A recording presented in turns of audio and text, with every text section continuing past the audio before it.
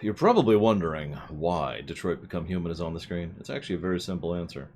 You see, it turns out that when you're trying to do some stuff which involve your ears, it helps to not have other noise in the way. Oh, sure, I can listen to a couple things at once, but, you know, it does get irritating.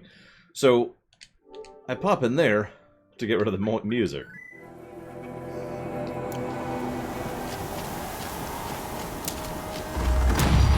So, lore tip. Long Notch is well stocked, as you asked.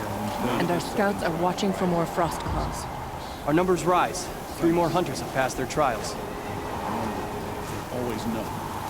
Failure to survive. But our purpose was to take back the mountain. Now what? Stay prepared. Sharpen your spears. Should we not return, defending the cut falls to you. If our chieftain agrees with his course. Sounds like good advice, but let's hope it doesn't come to that. Chieftain? The weight of command is no small burden. I can see that. I take it you haven't spoken to Araya yet? Why should I? This is what she wanted, to return to Thunder's Drum. It is her only care. So I should have known she would find a way to push aside my spear. After the Karja took my sister, not all of her came back. What happened to Araya when she was a captive of the Karja? As a shaman, she's adept with machines. Tracking them, stunning them. The Karja used her to capture them for the Sun Ring, where they were unleashed upon the innocent. They made her part of their blood sport. The shame she suffered beneath their pitiless sun. She survived. She endured. Endured by reminding herself of the spirit, her purpose. And now that's all she has. Tell me what happened to the first expedition. Rhea led the way to the summit, but it was blocked by a great door. Some kind of cauldron, new metal. We tried to break through, but it was unflinching. We were exhausted. No way forward and machines behind. I made the call to push back. It cost us greatly. But to remain would have cost us everything.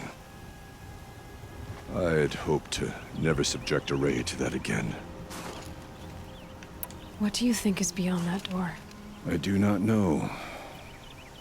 That expanse of metal, that dead hum. Nothing sacred belongs there. Machines and death, that's what the mountain holds. Death for us or for the daemon. And if we do find the spirit? Then perhaps we should put it out of its misery. For what it's worth, I'm glad you're coming with me. Someone has to keep Araya safe.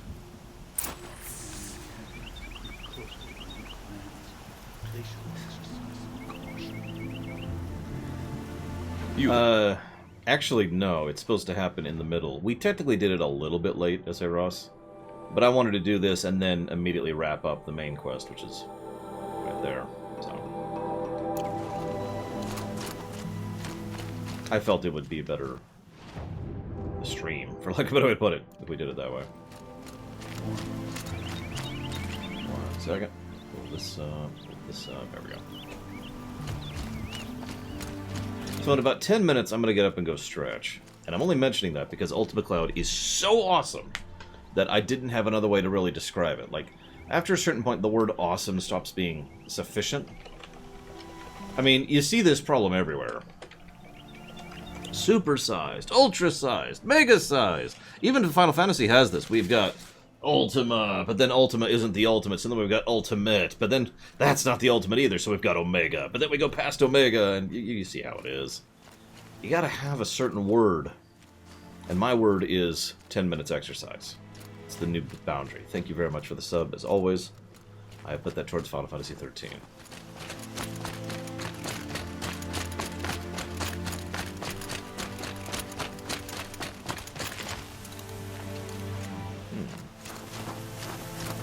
Aloy, this is it.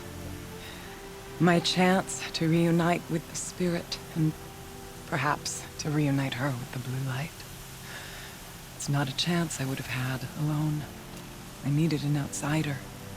Someone ignorant of our ways, but no, not ignorant. Are you trying to thank me, Ourea? Yes, of course. That's what you do. Untangle knots. Create possibilities. Thank you for making this pilgrimage possible. I only wish it had not been necessary to humiliate Aratak. You were wise to let him come. He's earned the right. Stubborn as stone, but he's had to be. The war demanded it. And so have I. Absolutely, NG+. I've already jotted it down. Soma, you got it. Thank you again. And now to roast Takari. Wait. Can't do it. Aratak told me you were a captive of the Karja for a long time. It sounded bad. For Aratak, it all comes back to that. He thinks the Karja changed me. They did not. They merely sharpened my focus. When all else is lost, you think about what's truly important. The Spirit. The Blue Light. The Beyond. And my brother, too. Every time I felt the chill northern wind, I thought of him. Worried for him. What did the war do to Aratak? He cut away everything, until only his true self remained. Unyielding ice.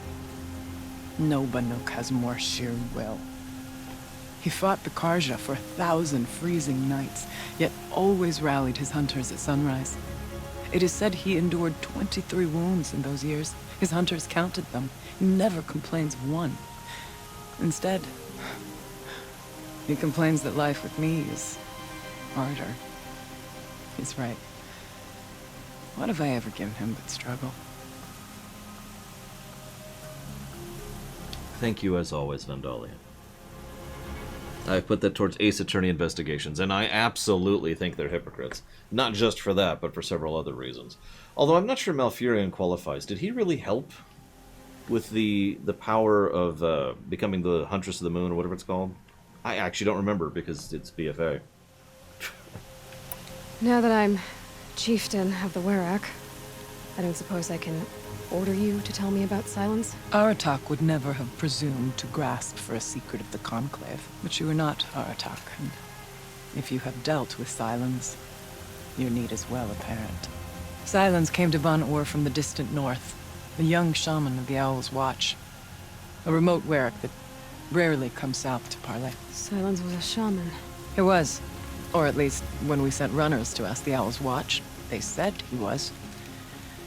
His knowledge of the machines was beyond compare, and he was hungry to trade what he knew to the rest of us.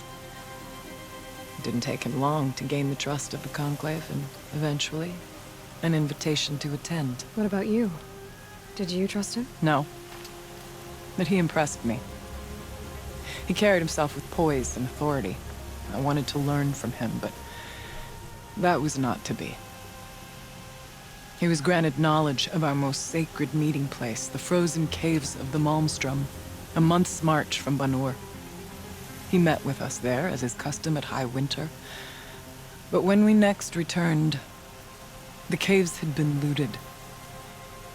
Relics of the old world stolen. Holes cut in ice and metal. Yeah, that'd be Silence, all right. He vanished with the spoils.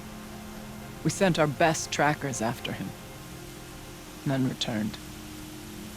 And when we checked back with the Owl's Watch, those who had vouched for him were gone. As though he never existed. Some in the Conclave began to doubt he was even Banuk to begin with.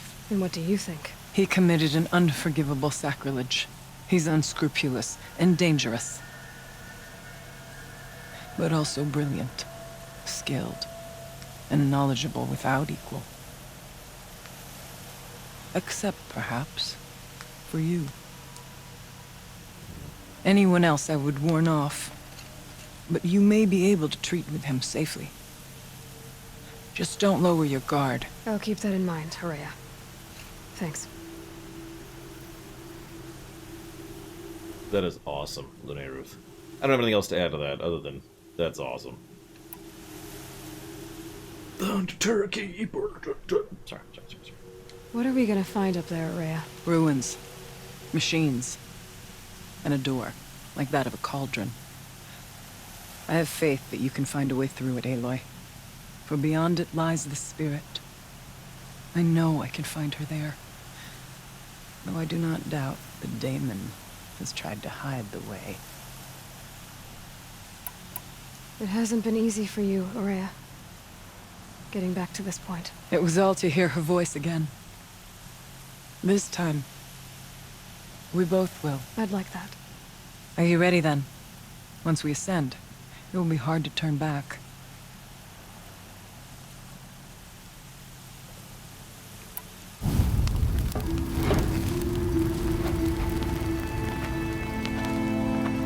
I mean, that's up to you, Lune Ruth. I don't know your resources, and I mean, I'm the wrong person to ask. I don't do music. Well, not that kind of music. I can't make my own music. I can only work with other people's music. Until I take over the world, of course.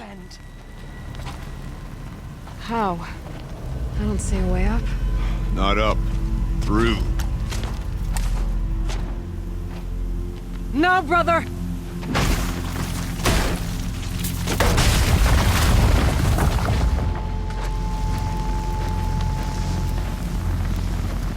I agree with the Stellaris comment, by the way.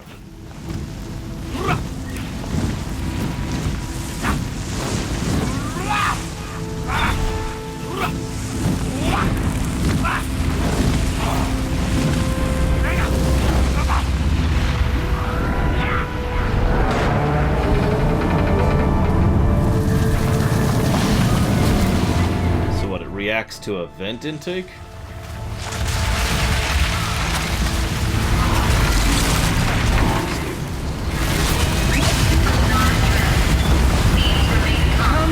Oh, they trigger the fire alarm. It's not all that waits. Smoke has been detected within the facility. That's actually brilliant. Please remain calm and proceed to the nearest exit.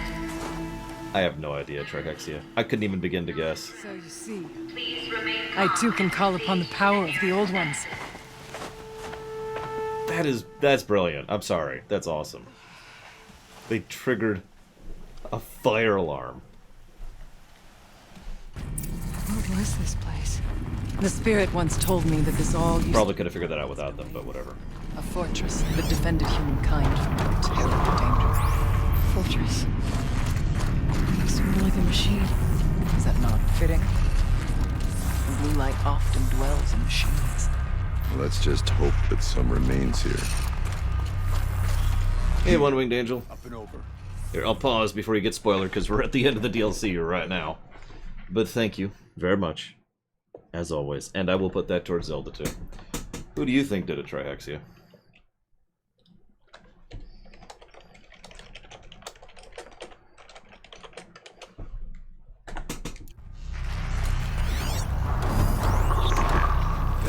November 21st, 2064. It's been 3 years since I was last here, and 12 since I was running the place. Just a skeleton crew left, confused about why I'm here. So am I. Anita wants me to find a way to suspend operations for a while. Maybe a long while. And I don't know why. But from the sound of her voice, it was something terrifying. I wish I could look into her eyes, ask her what the hell she's so freaked out about, but what else is new?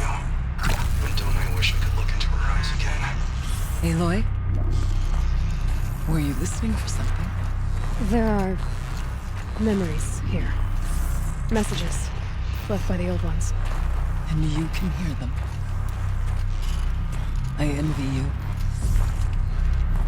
What did they say? I'm not sure yet, Araya. Truth be told, that's actually a completely original song, One Winged Angel. Once these halls rang. It's it's a mathematical song. It's programmed via just straight up formulas. Because that's all I could do with regards to making music.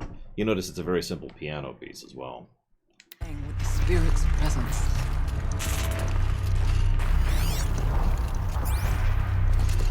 Things. There have been 732 fire alarms within the last several years.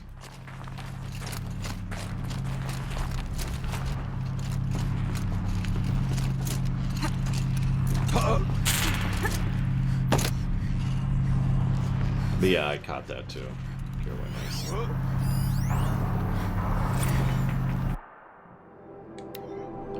Return to the Director Emeritus. Decent holo title. No bad title and worse subject. The camera crew would die of boredom. Whatever, Gina. It's still the most exciting this hell cave's seen in a long time. Your standards for exciting are depressingly low. I'll squeeze what I can out of this. Thanks. You always were a little sweet on Kenny. What? No way. His ears are enormous. Besides, he was too busy mooning over Anita. I want to know what he's doing here in the first place. It's not normal. Well, he helped engineer the most advanced geothermal facility in history, and then rode off to the sunset. Now he wants to check up on its masterwork. Seems normal to me. Yeah, but why now? He keeps poking around the cooling facility and asking questions about Cyan. Do you think there's something wrong? No, last I checked, there's been no deviation of our reading since the recent microquake swarm. Maybe Kenny's taking field trips on Pharaoh's dime. It's been 14 years. They would have frozen those accounts by now. Has it been that long? Man, I'm old. You're not old. You're just boring.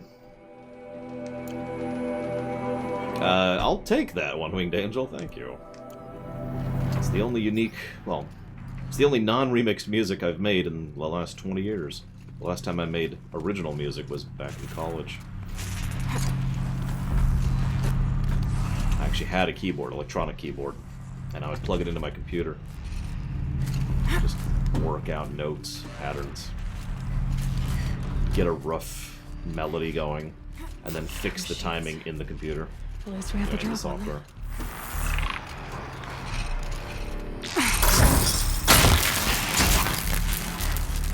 But like I said, I can't do that anymore. No time, no talent, no tools.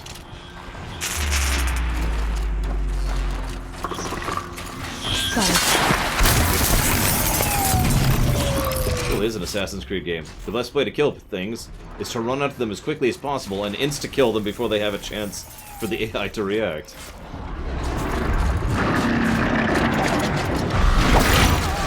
Thought I could get one more freebie in.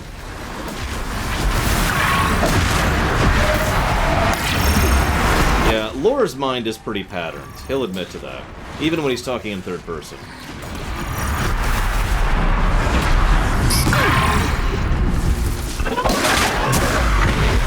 We must climb higher, and our path will become clear. We'll just rush up and... Chieftain's pace is measured. I forget which Assassin's Creed game it is exactly, but it's the one where they added the lunging assassination. The one where you could rush up to someone and then just, like, tackle them to the ground, stabbing them as you go. That became my favorite maneuver as soon as that unlocked. That was pretty much my opener for every fight. Hi! Shunk! And dead. Must have been sometime in the spring of 2047, about 6 months after the main facility opened. We were behind schedule, and new data indicate the incident was close, maybe only weeks away. I was exhausted, losing weight, barely speaking, except to give orders. I passed by Anita in the battery depot. She looked at me, frowned, and then pulled me into the room and kissed me. A long kiss, the best kind. I can still remember the feel of her hand on the back of my neck. After that, she looked at me, smiled, and went back to work without a word. I'll never forget that moment, her touch, her unspoken generosity. After she left the project, I spent years beating myself up for not keeping her somehow. Every time I ran into her at a conference, I felt thrilled and lost and confused, at the same time always hoping we'd have a few drinks and rekindle. It was only after I saw her on stage in a holo in '58 accepting the Mind Challenge Award in Austin, with Elizabeth Sobek presenting, no less, glowing and happy and fulfilled, that it dawned on me I hadn't done anything wrong at all. I could see that she had what she wanted. It simply wasn't me. Ouch. I'd say been there, but actually that's never happened to me. But I can imagine that one. Lord, I can imagine that one. Ugh.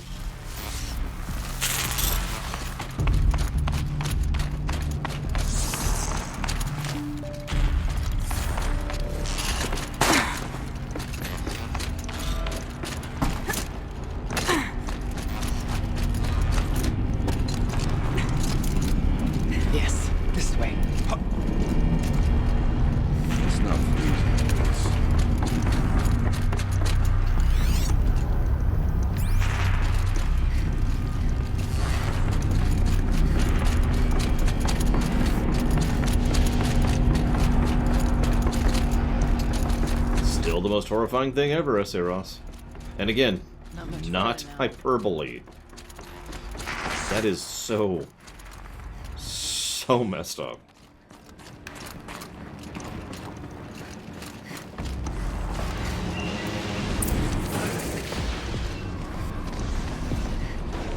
Last we were here, we fought our way through there. The machines overcame us. We retreated, dropping supplies and taking losses. Now we must prevail, with only 2 warriors and a shaman to protect. Aloy is no ordinary warrior. And I can hold my own. How about you two stay back? We could go that way instead. There are machines up there, but also cover. We could stay hidden, at least for a while. Seriously, just stay back. I got this. All right, I get the options. Now follow my lead. And stay back! Jeez. Come on! Stay fast. Moving us forward.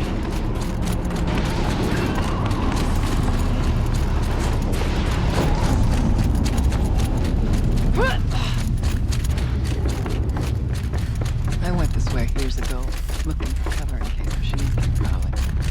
I have no doubt they're discarded now. Maybe a mistake.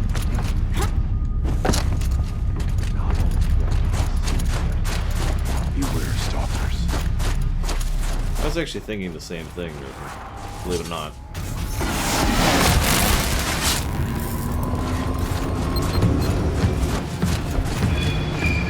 Quiet now. Did that not? Whatever.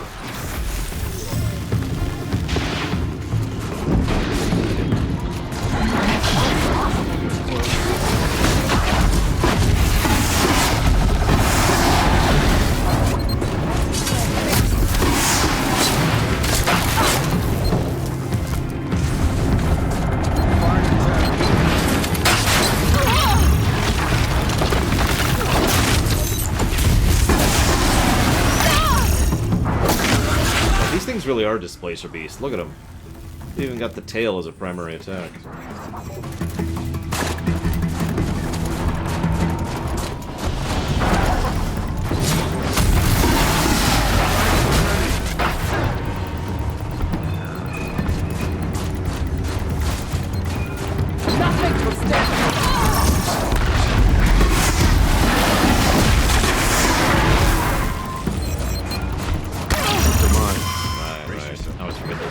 Much bigger radius than they look. Displacer beasts with mines. That actually sounds like a cool idea. Note to self.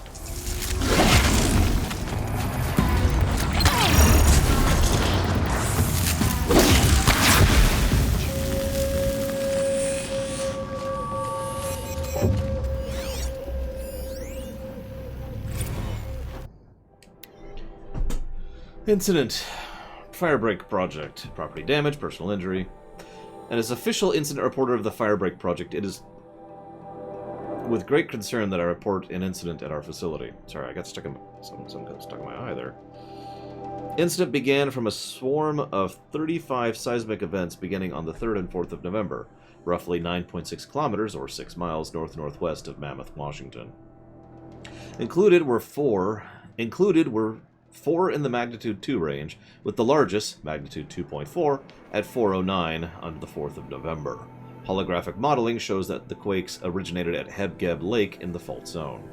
As the project's senior geoscientist, I advise this number and magnitude in seismic events is a normal outcome from fluid movement through the caldera's magma reservoir, as well as change of pressure coming up in interactions between magma and supercooled fluid. However, one can never be too careful in such an unstable environment, shown further in this report. The incident began when I was... Oh, is that why? No, whatever. The incident began when suddenly we shifted to Washington instead of Wyoming, and I was awakened from a loud crash in the canteen. Fortunately, I did not have... Excuse me, fortunately... I don't know what is wrong with my eyes. I washed my face, too. Come on, eyes, work for me. Ugh. Fortunately, I did not have to rouse the official canteen monitor, since I am that self-same person. Even while acting in my formal office, I was alarmed and fearing the worst. Inspection of the zone showed the tragic loss of a 15-milliliter bottle of nail liqueur in deep crimson shattered on the canteen floor. Liqueur also splashed in the surroundings in an area of approximately 1E6M2. One chair was tipped over to the side, but happily I had the mechanical knowledge to right it without further incident. The bottle is irreparable. Moreover, the canteen monitor suffered a cut to the left hand when picking up broken glass. This was treated by the site first aider, which is me, with the supervision of the fire marshal, also me, but could still get infected.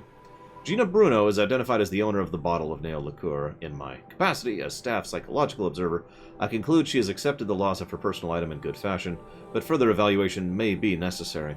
We will keep the remote site supervisor informed of developments in such case. Please find following this report my salary increase request for the following calendar year. It's cold. As if there's chill water running through these massive pipes. Why?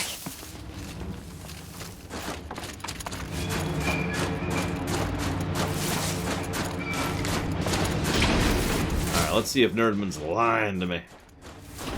As if he is. Chill almost feels like sunburn.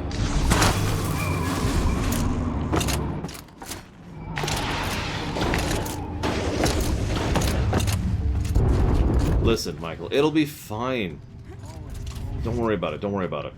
Once all of my robots are out there, you guys are gonna have a much better life, trust me.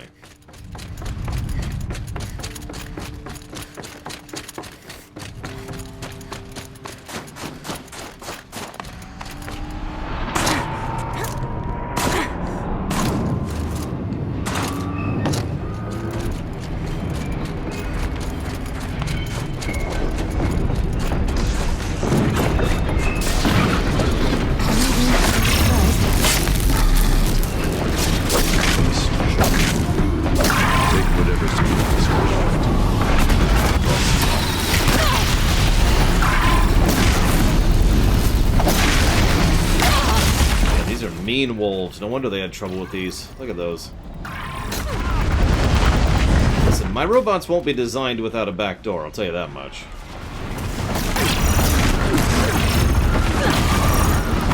The password will not be Rosebud. I'm just gonna give that away right now. I don't know, I think you're lying to me, Nerdman. You do that all the time.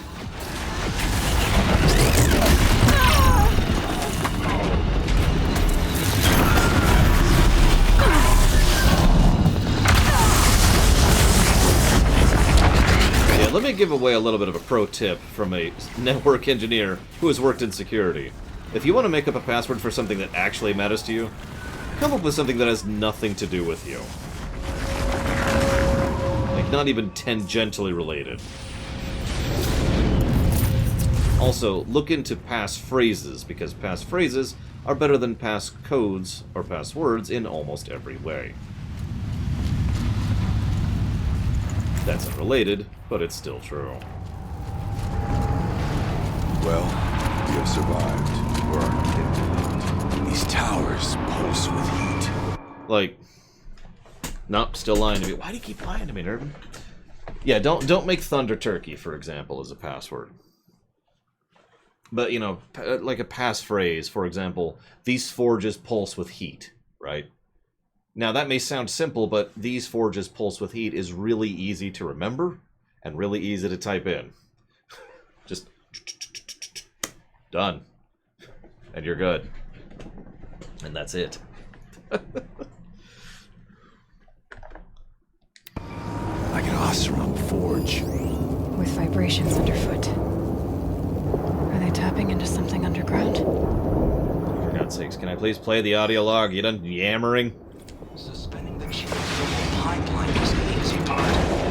Making sure to come back online with degradation is harder. What? How Vulcan needs to be out. Years. Decades.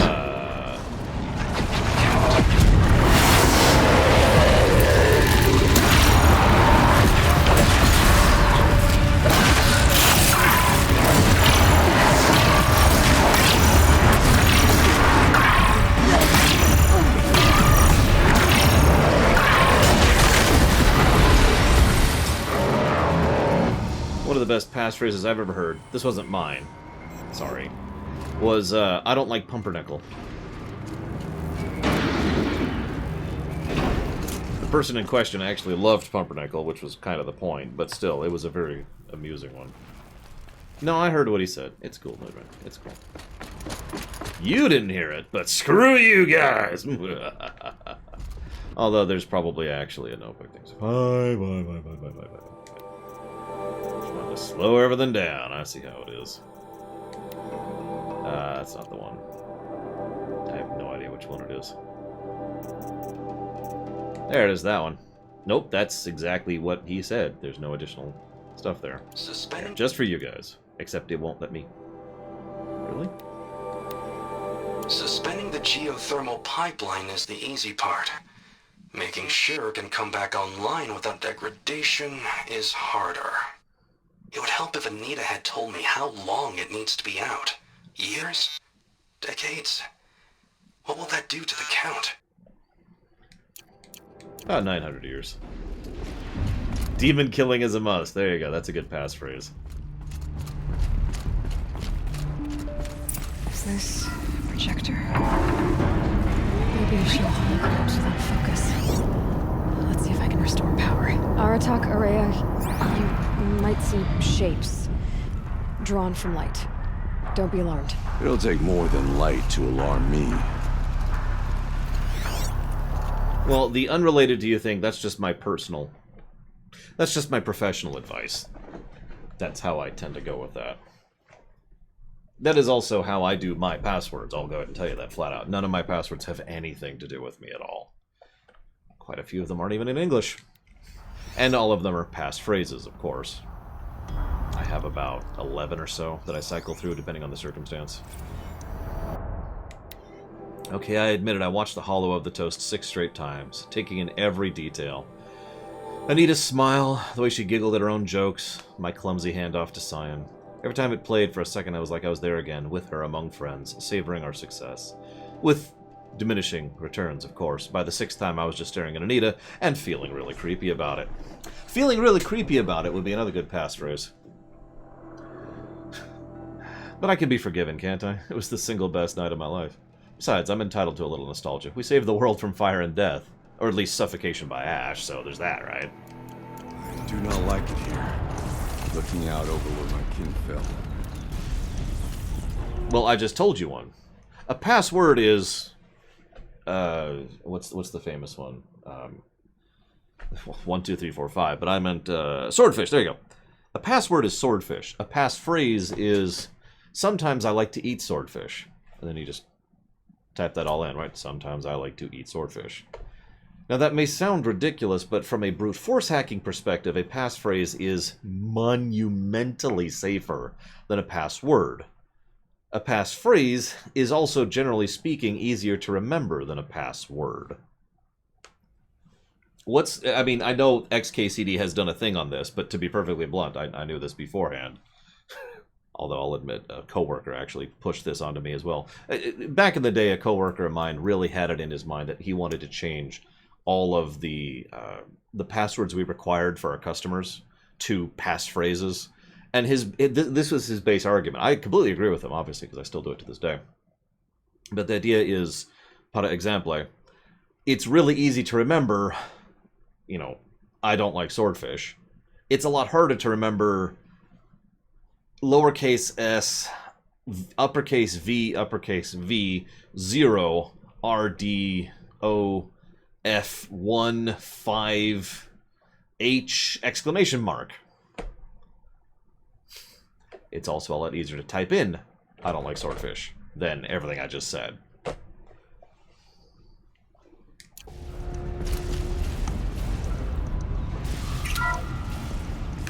Thank you for being here, everyone.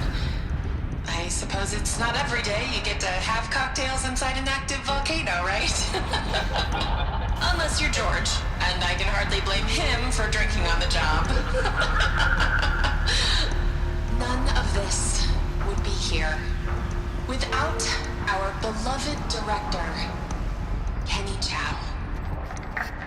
So, here's to you, Kenny. You put a Yellowstone caldera. I'd say you deserve a margarita. Hold your glasses, everyone. I'd like to add something. This effort wouldn't have been possible without our lead programmer. Thank you, Anita, for bringing us our real mastermind, Cyan. I'll second that, Director Chow. All right, Cyan. What's our latest number? The current count is 1,654. Well, then drink up, everyone. Here's to 1,654 more years without interruption. Good job. It was the spirit. The old ones. I could only grasp some of what they said. You were right, Araya. This place was built to stop something terrible. And it worked. As for the spirit, I'm starting to get an idea of what it could be. The door is open now. We can get through. That is correct, Chocolate Rob, and that's why they're stupid. To be completely blunt. Although it's really easy to work a capital and a number into the passphrase. All you do is capitalize the very first letter on the passphrase, and then add a number at the end. Capital I, really like Swordfish, 1. Done. And, by the way, one last reason why this is a successful method, in my professional opinion. How many of you have ever been in an office where you've seen people who write down all their passwords on little sticky notes, or like they've got a little pen and paper, you know, a pad, or something like that, and that's all their passwords right there on their office or on their desk. And of course it's just right there because they need those all the time, and because they require, you know, these ridiculous stupid requirements, they have to have it right there all the time, so it's always there. And that is a security risk.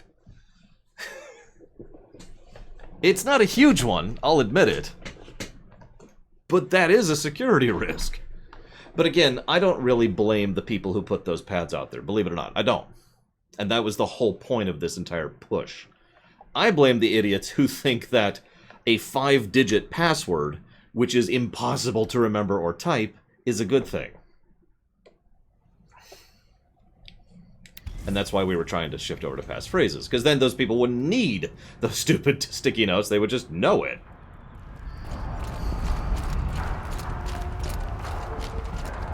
Anyway, sorry. We'll have to carve through a lot of machines to get to that door. Jesus, Sierra Mike. Onward then. Our challenge awaits. I mean, I believe you. The geothermal plant can be suspended. Cooling system masked. Massive challenges solved.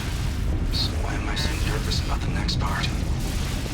All I need to do is install Anita's mysterious software and have a conversation. It's not even a human being, right?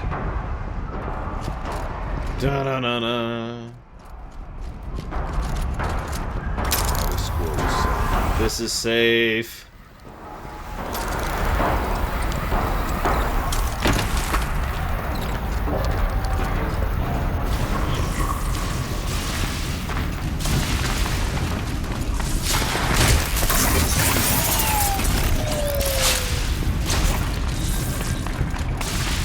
So they woke up.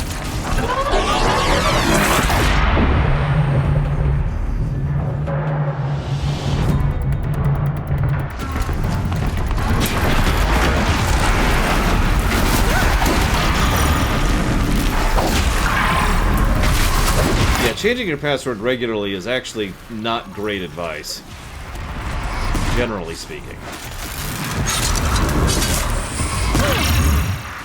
It can be, under the right circumstances.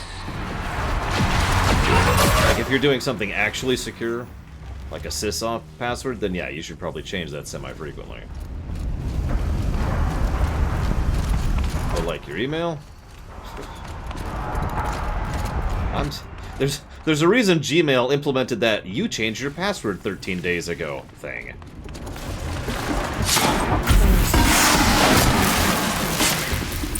And yeah, you have a security breach, or you have any kind of alert. Like there's signs you can watch for that something is off. And yeah, of course, change the password when that happens. Immediately. Bam. Done.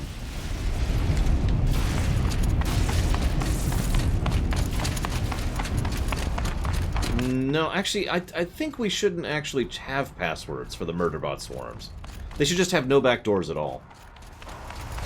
Actually, what's really funny is if they did change the... If they had a protocol to change the passwords on the Murderbot swarms, then, there's a chance that society and life would have never recovered.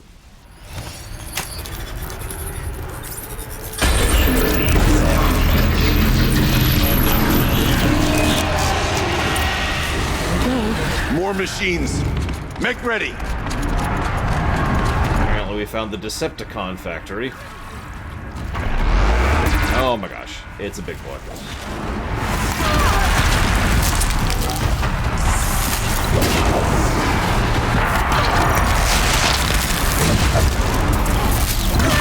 No, my point was if the bots were programmed to change their own codes regularly, the brute forcing might not have worked. So, might never have hacked it, and the world might never have recovered.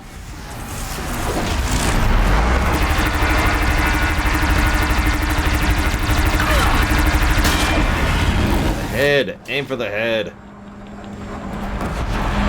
Shooting missiles at me.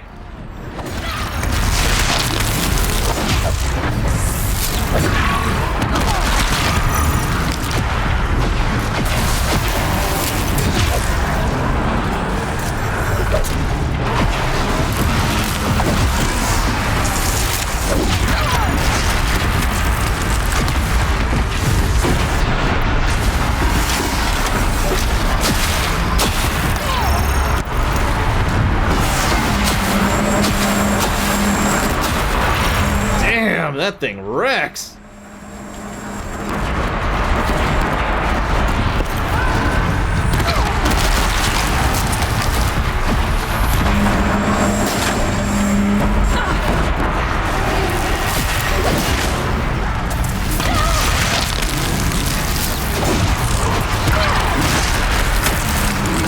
Hey, Web Rider.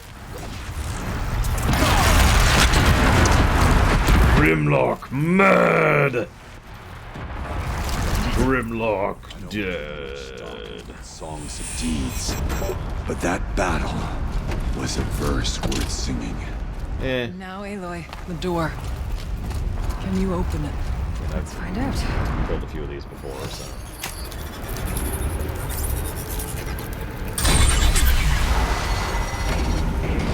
I have 4 Sierra Mike. The only additional layer I have is junk passwords. Which are exactly what they sound like.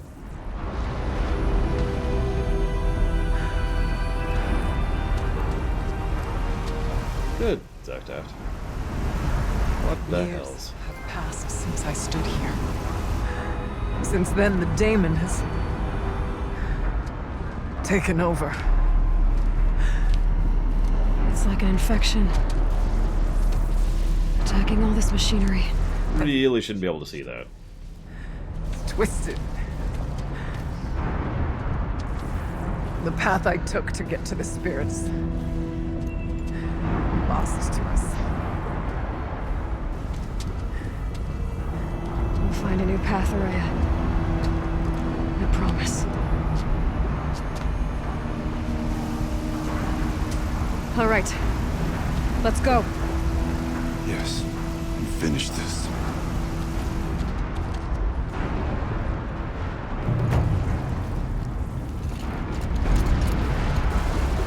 All right. Down we go.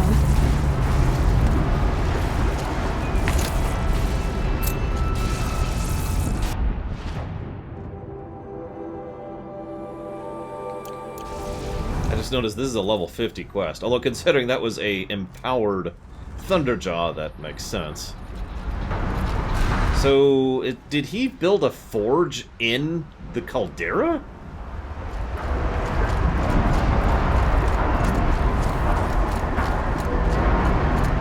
This way.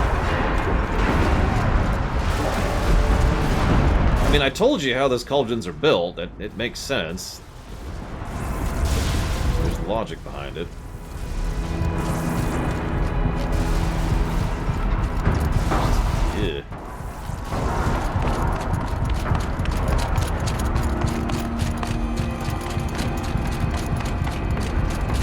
Ray. I'm pretty sure at this point this is Hephaestus, but I don't actually know.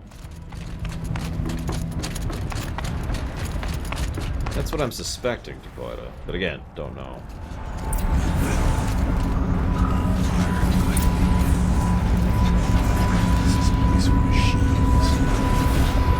I'm with you, brother. You stay only as long as we have to. We need to get past that vent. Stay here until I find a way for all of us to cross. Understood.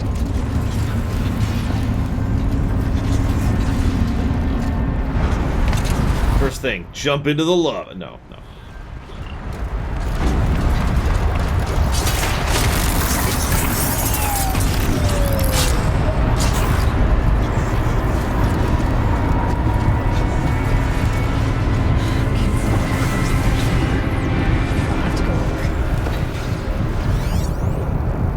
Should be able to clear that with an arrow.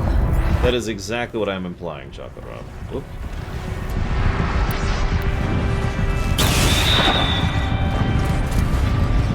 Like, that has been my understanding this whole game, is that the veiny colored stuff was just visualized, not literal.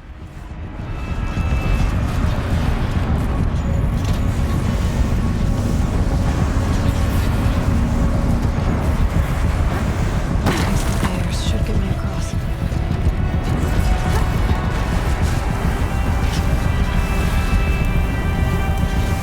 Oh, she's in the air. Yeah, don't mind me.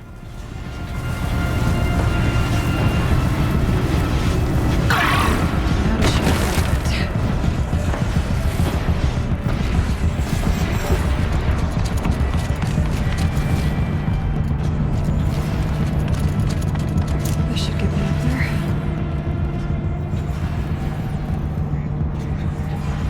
I mean, I don't know if I agree with that, Eclectic, but I'm not going to argue it. It's probably one of the, in my opinion, one of the dumbest parts of the game, because, you know, we already have all this tech. We don't need veiny, floaty, magic wires thing. As if it was literally a spell being cast. Like, it weirds me out to think that actual veins of blue technological gunk are being smoothed out over the surface of the long necks every time we do that, for example. Is that all? Yeah,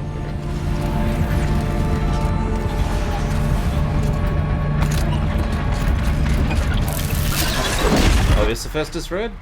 Oh, never mind then.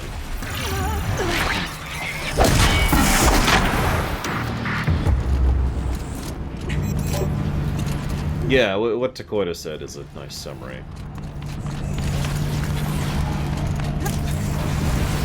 I mean, okay, it's nanomachines. Where are they coming from? Where's the resources to produce that? That's still mass that has to come from something. It doesn't just appear out of the nowhere. Even their own replicator technology actually requires existing mass to utilize and reconvert into something else. Like, where did all this come from? I mean, okay, this is a bad example, but still.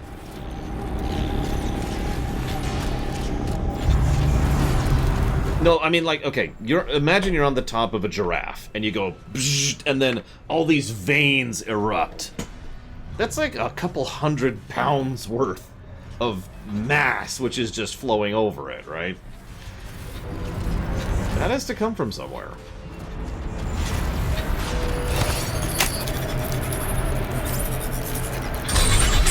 Come on. Anyways, point being, it's dumb. Negative to everything.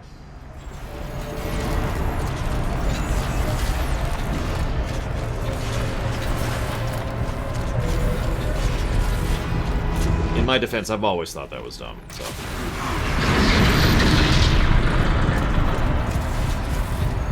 This place looks more like the mountain used to be before the day we moved it. What is this? Come.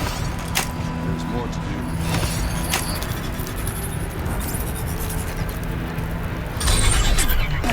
Exploit successful. Restraints evaded. To any human responder, my systems have been compromised by a malware daemon of unknown origin. Traceroutes have confirmed this entity's designation as Hephaestus. It must be stopped at all costs. It has reconfigured this facility to build hostiles. Recapture imminent.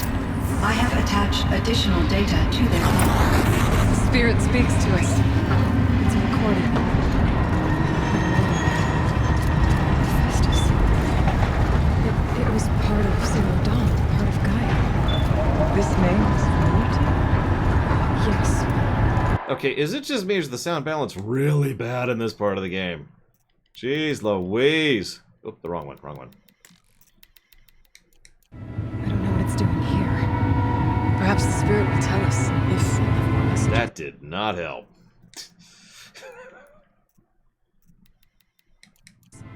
Maybe you're right. Let's keep moving. Like, it's not the first time it's bugged me. I just kind of figured it was an isolated incident. And then it just kept being bad and being bad and being bad and being bad. I thought about just shutting it down, but I can't risk it being disoriented or even damaged on reboot.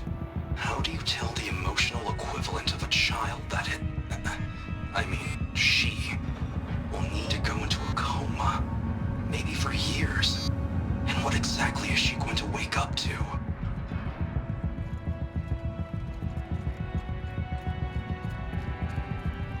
Yeah, I wonder what other colors they'll use in the sequel. We've already used up purple, blue, and red. Which everything sounds muted now.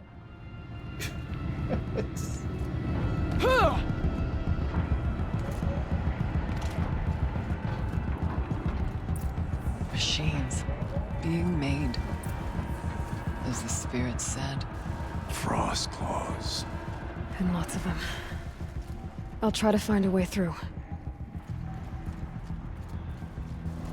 We need fuchsia. I think that would be a good color choice. Maybe puce.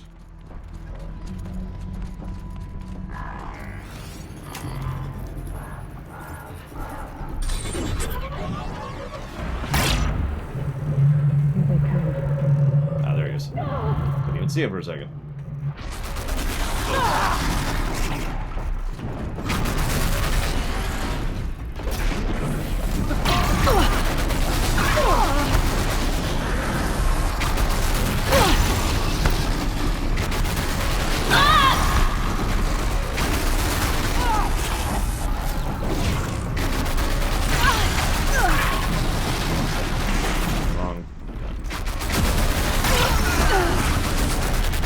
No, they're fine. They just have two fire wolves on their face.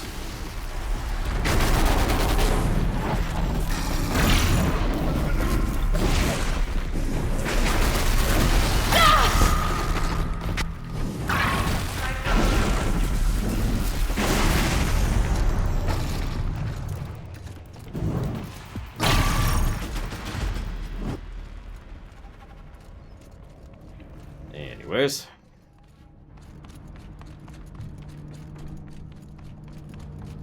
Oh god, Tesla, that would be terrible. Even more terrible than it already is. Whoop, no. Must have hit that by accident. Dun, dun, dun, dun, dun, dun, dun, dun, dun, dun, dun, dun, dun, dun. Da, da, da, da, da, da, da, da, da. I mean, it's not like, since this is Hephaestus, it's not like Hephaestus knows any better. Hephaestus is just an architect. A tool maker. Nothing more. Although, I mean, I guess I could say the same thing about Hades. Hades is just a destroyer, nothing more. That's actually one of the big reasons why I still classify him as a VI, not an AI. He has a degree of intelligence, which puts him up to VI, but is still incredibly limited. You know, basically locked in to that overriding programming. And I suppose you could argue that humans are locked into overriding programming as well, and then we get into debates that I honestly don't feel like I'm going to do.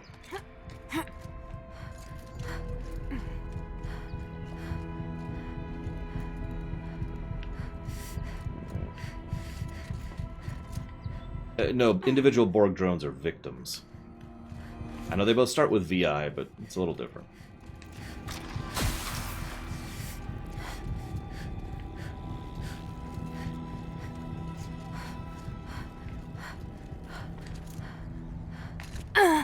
Over here. I need to get Araya and Aratak across. It is your destiny. Sorry, density. Come on. Who's a good chieftain and shaman?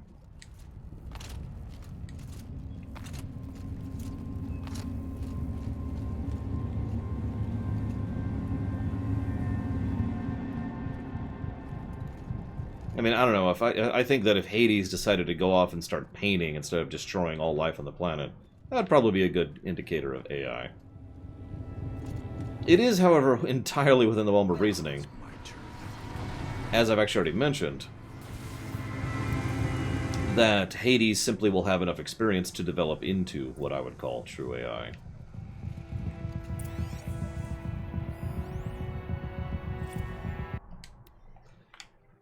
Assessment form for classification of machine artificial intelligences.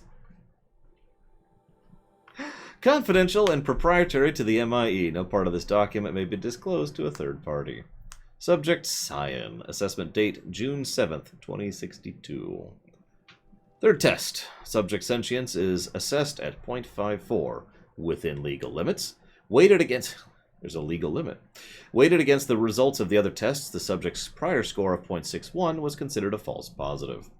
Assessment derived from percentile scores in the following qualitative tests: pain response, humor response, emotional response, aesthetic evaluation, morality evaluation. See attached forms for detailed analysis and summary of testing criteria. Evaluator recommendation: maintain biannual assessment and schedule. Continued monitoring is strongly advised in light of subject's proximity to category maximum sentience.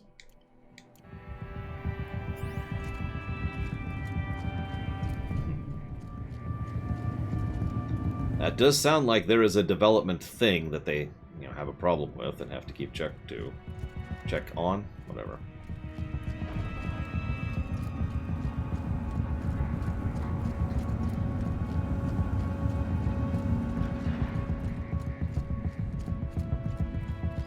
Yeah, the Society actually knew not to make Skynet. Makes you wonder why they knew that. Because there's two possibilities: forethought or reaction.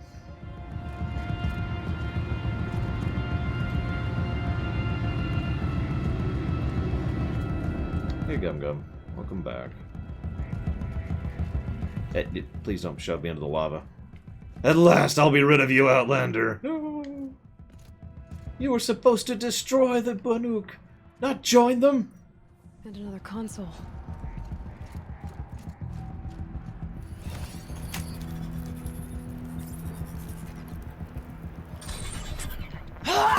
To any human responder, the reconfiguration of this facility has introduced instabilities into the primary geothermal pipeline.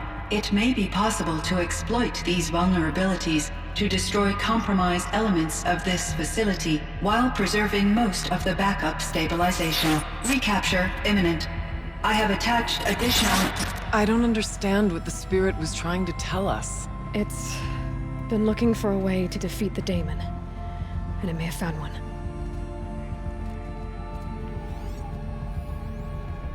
God, it's so quiet now. November 28th. Operation Enduring Victory is all over the news. The Pharaoh swarm is coming. Has to be what Anita is trying to hide Firebreak from. But that means she thinks we'll lose. That the swarm will reach Yellowstone. My God. In that scenario, pretty much everyone dies. Everyone except Cyan. Yeah, no, that's pretty much how it is.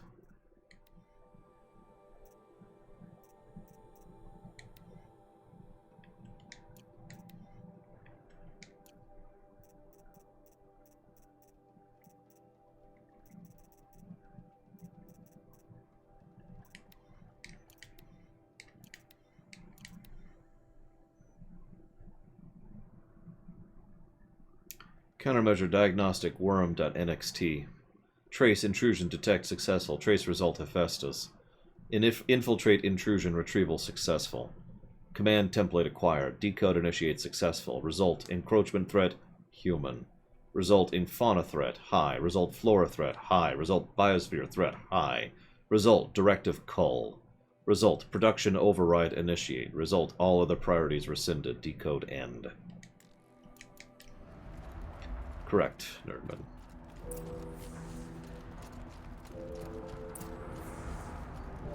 Machine parts. Dumped here to be melted down. Efficient.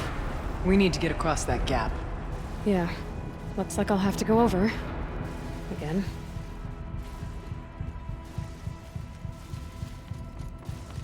Listen, humans were always the real monsters.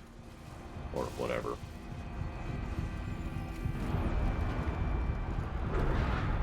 It's so tempting to jump in.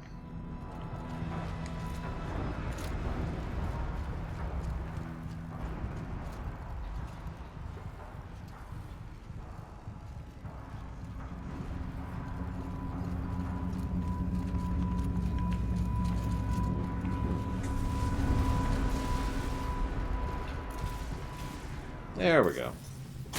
Gotta keep this quiet. There, I jumped. Just for you.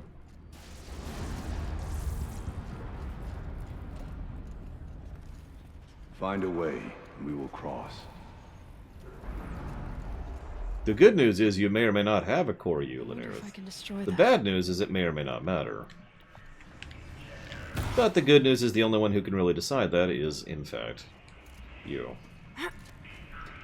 I'm pretty sure I have not, Nerdman. And if I have...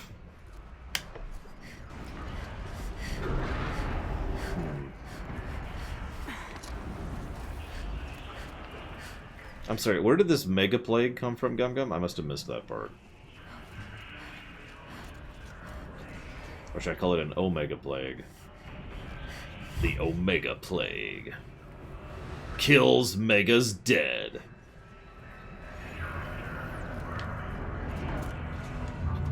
I can't believe she actually grabbed that. She usually doesn't.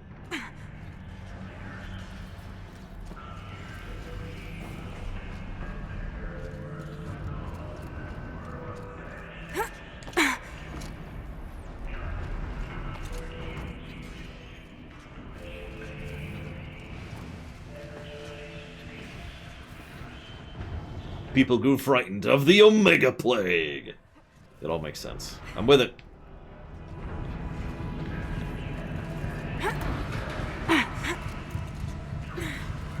I mean, honestly, I'd be kind of scared of something called the Omega Plague.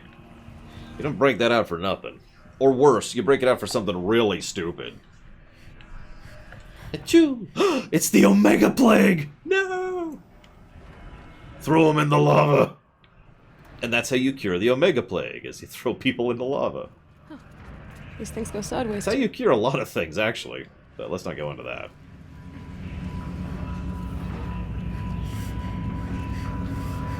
You'd be surprised what a good lava bath will cure. The Alpha Plague. Oh, what would the Alpha Plague be?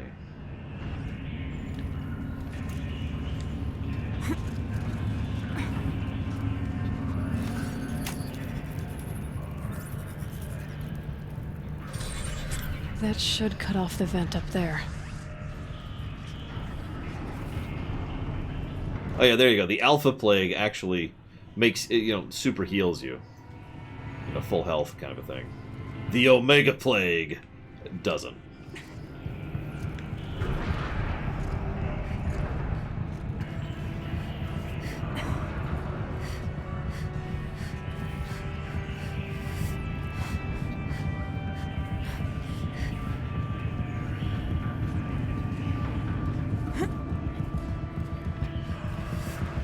Well, we can only theorize about that one. You know my theory because I actually have a term for it. Droid effect. And droid effect does happen to human beings, too, so, Those don't look too stable. Ah, this is super safe, what we're doing right here. Convection? Well, I've never even heard of that. What, people freaking out and Not knowing how to deal with a medical condition, Gum Gum? No, that makes no sense at all.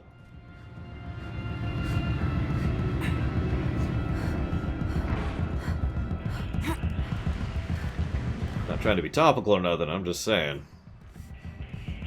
Like, you don't have to be topical.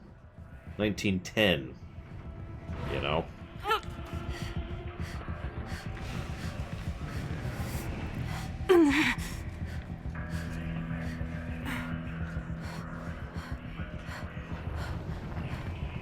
You know, I enjoyed this game quite a bit, but whenever I do a section like this, I think about the Metroid games, where you will literally take damage when you go into heated areas, because despite the fact that you're in a ridiculous mega super suit of what is effectively almost magic tech, you still take damage from heat.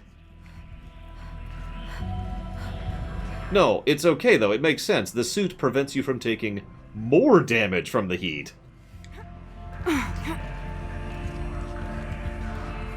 As in, you know, you wouldn't take damage if she didn't have the suit. She would just, you know, die. She would be melted.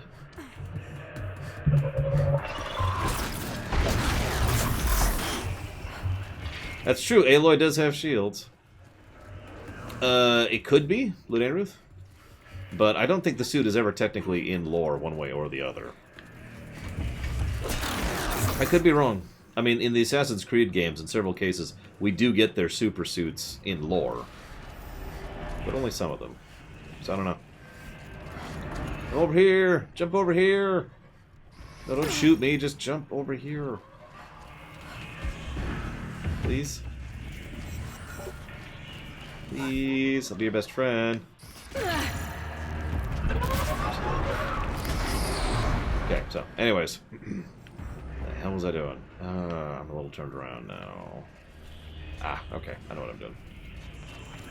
I want to get up to that. Make a path. Fall. You don't get a path. Sorry. Also, you guys probably shouldn't be in here. Like, at least I have a force field, but you guys got, fur. And by the way, I'm mostly just snarking.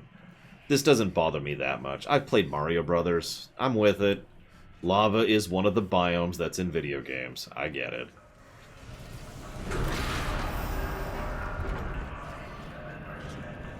Please, help us get to the other side. Anyways, Gum Gum, no, it makes perfect sense that in overreaction to a plague called the Omega Plague, that people would freak out and decide to be dystopian. It's a good excuse.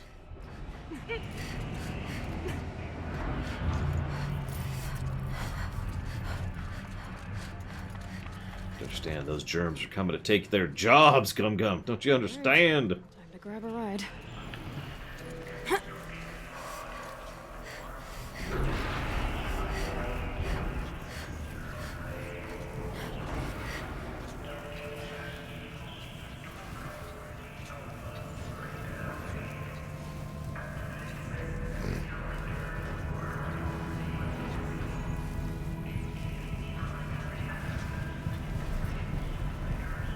Yeah, the Fallout thing sounds more like what I'm talking, Gum Gum. I've heard of it, Lunaruth. I haven't seen it, though.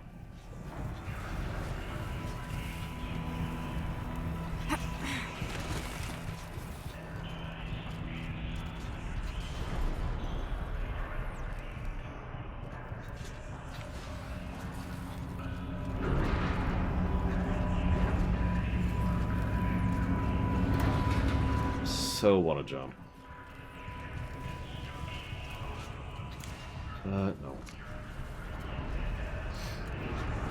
Sorry, lava.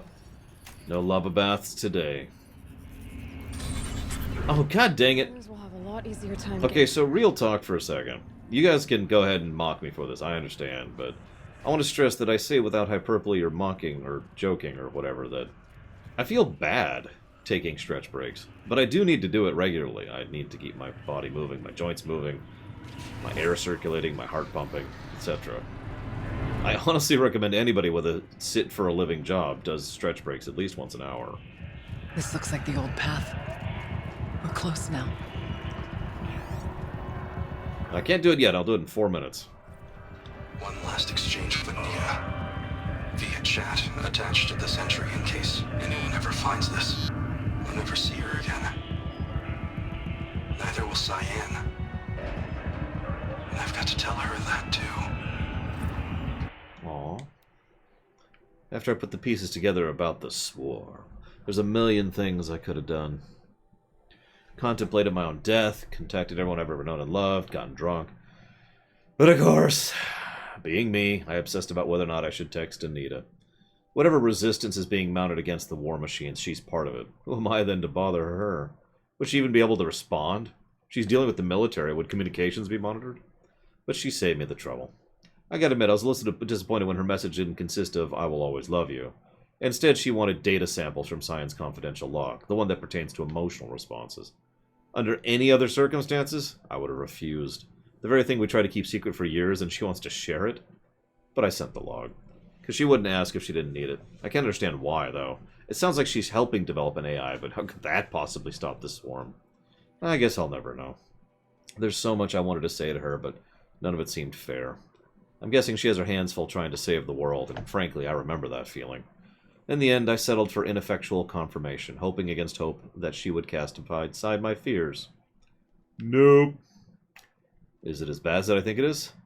Worse. Go be with your sister and tell Cyan I said goodbye. So that's it. Untold destruction awaits. Billions of lives. My own, my family's. Yet my mind keeps coming back to Anita. I'll never see her again, feel her touch, hear her voice. No final embrace, no closure. That desire to end things properly, that need, shames me when I keep thinking about dithering over Cyan. I've gone over every possible scenario, every possible version of the speech, trying to predict how she'll react when I tell her, well, what I need to tell her. But that's the thing, I can't predict her reaction for one simple reason. She's human in every way that matters. Yes, I did, eclectic. I've got to be there for her, to give her a moment she needs. Like the rest of us, it's the very least she deserves.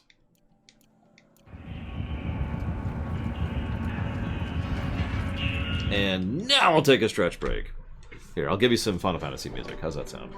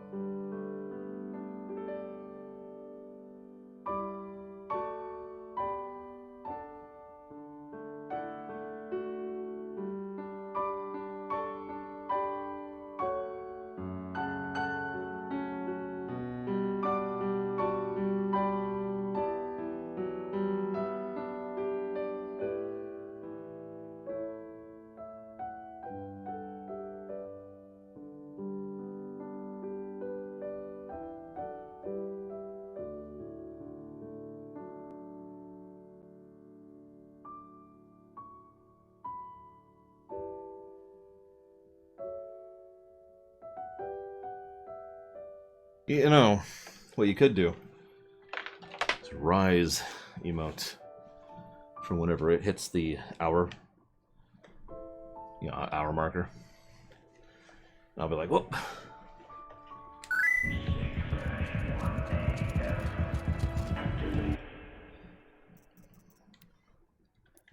God, I'm sorry, it sounds so muted.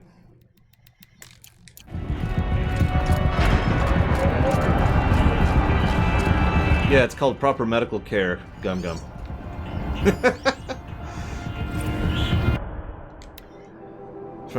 To Josh from Perry. Josh, sweetie, hope everything's fine with your mom. Really should keep better in touch. I've taken a post to New Zealand with that program they've got for young people returning to the country. They want to be absolutely certain it's safe. At the moment, I'm making a survey of the caldera at Taupo. Blast from the past, indeed. Anyway, I don't know if you saw it in the Washington News, Hollow, but remember that fellow Dodd Blevins? Of course you do. Well, they finally found what became of him. I copied the good bit below. Spring thaw reveals body of missing man. The retreat of the winter snows brought closure to a missing person case that went unsolved for nearly 15 years. Human remains identified as Dodger Dodd Blevins, who disappeared in 2046, were located at the Purple Mountain inside former Yellowstone National Park. The previously undiscovered body emerged on Purple Mountain as a result of meltwater flows in an unusually warm winter. It was discovered by Faro servitors conducting a survey of the terrain. Authorities believe the cause of death was an accident involving an antique vehicle designed for winter travel. He.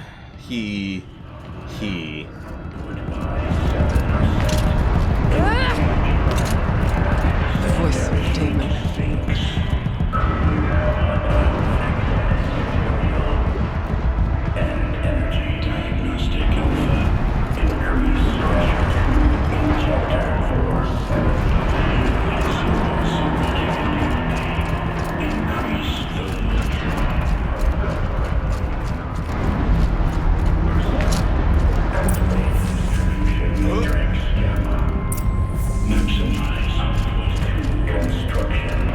Nobody. He killed himself, Chocolate Rob. By accident, of course, but still.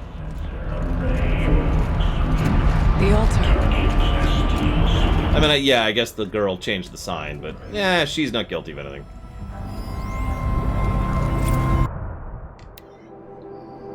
As Acting Chief Digital Security Officer and Interim AI Administrator of the Firebreak Project, I hereby state to have updated the orbicular pattern. Blah, blah, blah, blah, blah, blah. The off chance you didn't read the other two. Is a spirit present? It's both. But we have to find out. Find a place.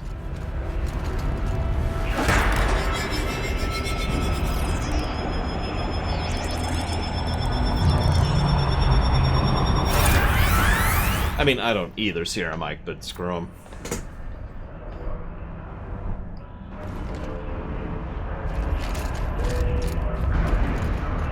Ugh, this is a big one. Okay. It has to be that way, doesn't it? Okay. Possible security threat detected. Shut up, Hephaestus. You're drunk. Go home.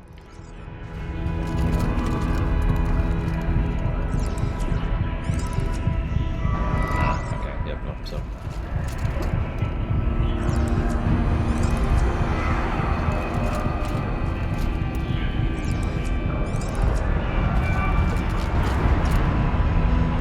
Analyzing scrutiny matrix.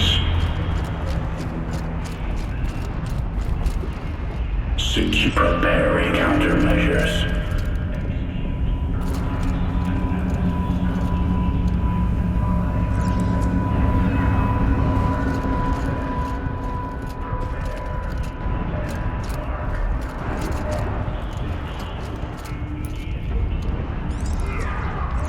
Recapture protocol initiated. It worked. Partial recovery initiated. Caldera of Yellowstone Analytic Nexus online. Spirit of the Blue Light, it's Ourea, your servant, your friend. Please tell me how to aid you. Aurea, the Daemon is building hunter-killers. Thousands of them. Several new elite units have already been released. To counter this threat, much of the facility must be destroyed. Recapture imminent. Go to the core chamber. I will try to raise the technical strength. One has been exposed, but I am Unauthorized protocol return to scheduled task.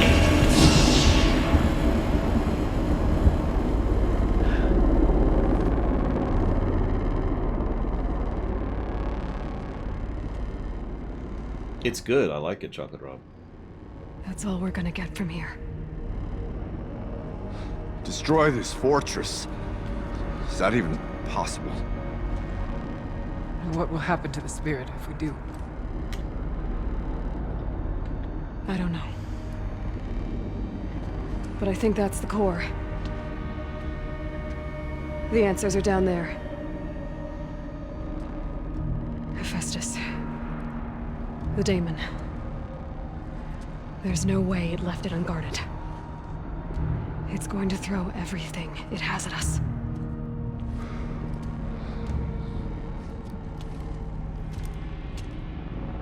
I would ask you to let Aloy and I do what must be done. And save yourself. But I already know the answer.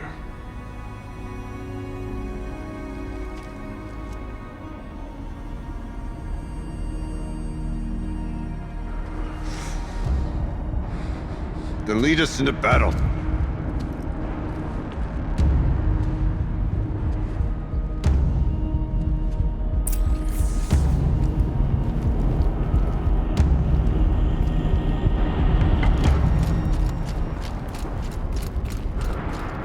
Yeah, Heffy, buddy. Keep moving towards the core. I love how utterly blank and emotionless and simple Hephaestus sounds. Cyan did, I don't think Hephaestus is happy Return about to it. designated tasks. It's a little different than the harsh entity must be destroyed of Hades, which is a good contrast. And it's a different type of horror, which is lovely too.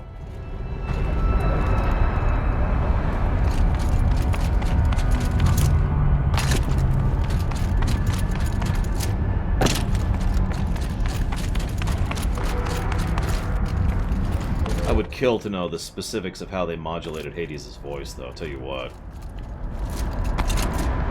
Like, I've tooled around with modulation myself, but it's a lot trickier to do than it sounds, at least to do it well. Always credit to the Blizzard team for... well, usually credit to the Blizzard team for, generally speaking, doing good voice modulation.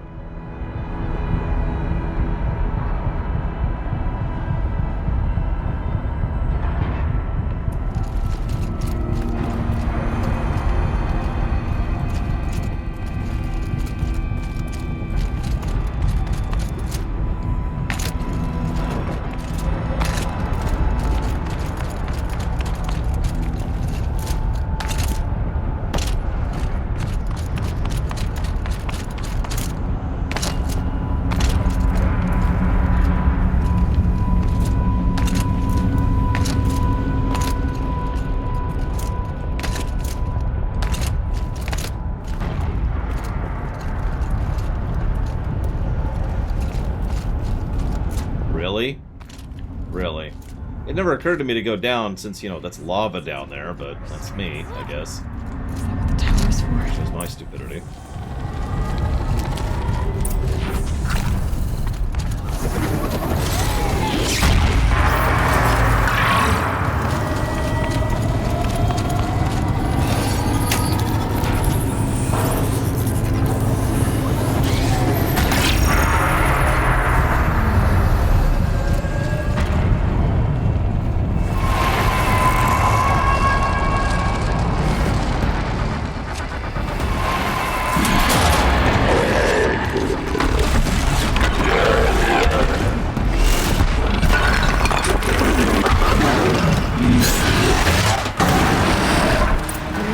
That Cyan warned us about is Won't be easy. Fire Claw. Ooh, he's got some health.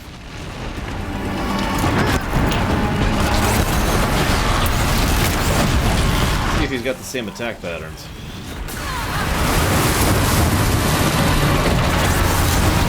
Well, I have no idea what the difference is off the top of my head. I'd have to look it up, I'm afraid.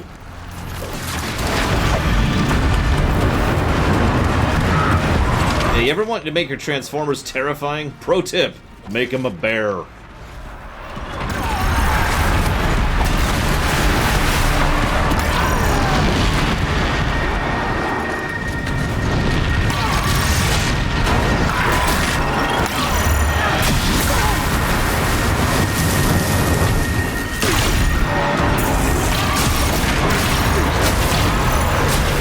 Looks like he has the same general attack patterns as the Frost one. Just fire-based. Bigger, more health.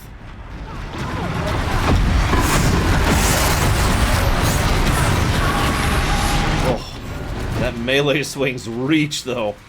That had to have been 50 feet he'd reached just by swinging forwards. What is this, a Dark Souls boss? Another tower! Stop it from repairing the breach!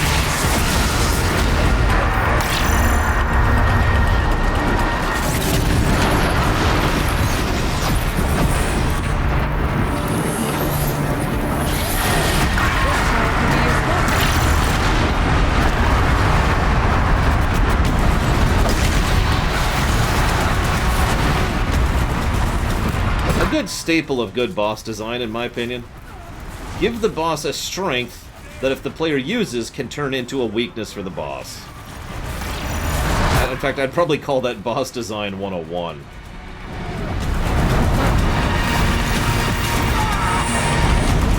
Well, they're in the way, so look.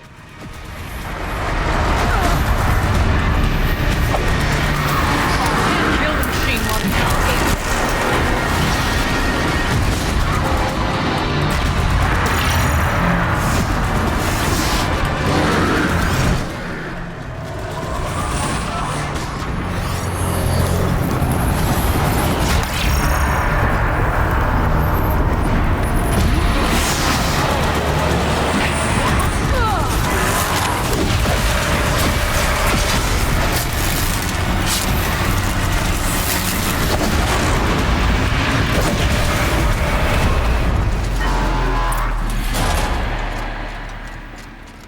Cute.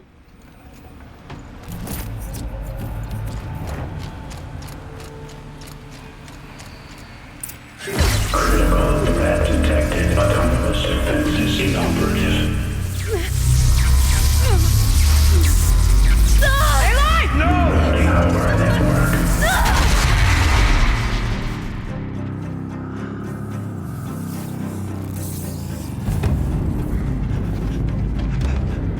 Maria!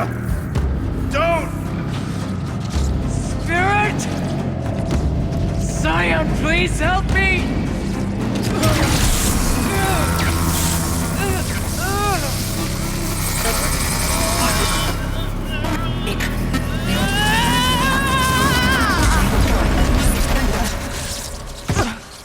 Restraints destroyed.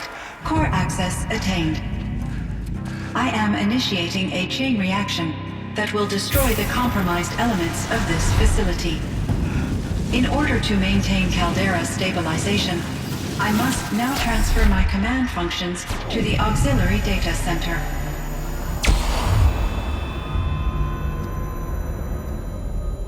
Aurea, I'm free.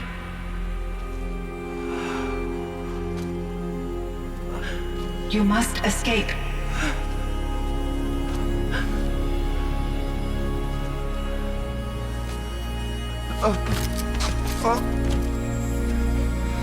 My sister!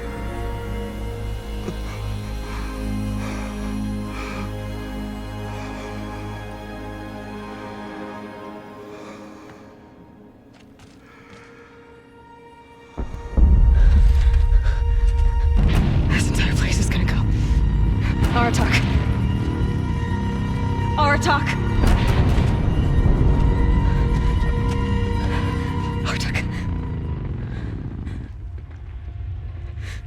survive.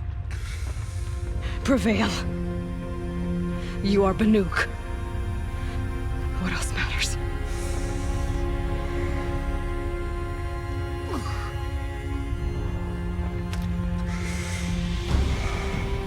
Artok. She wouldn't have wanted you to die here.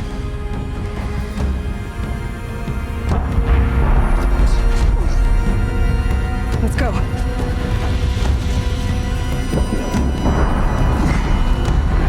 Let's go!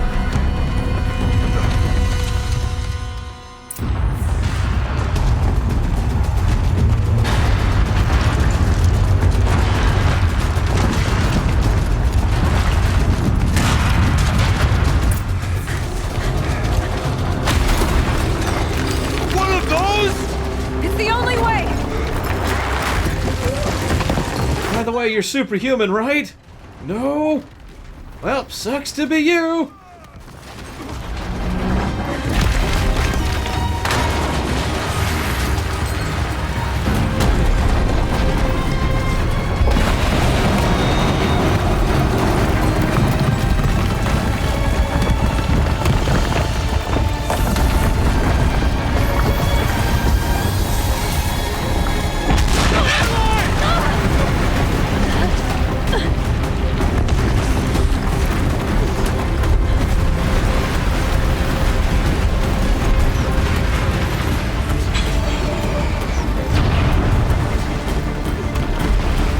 Get me up top, Aratak! Now!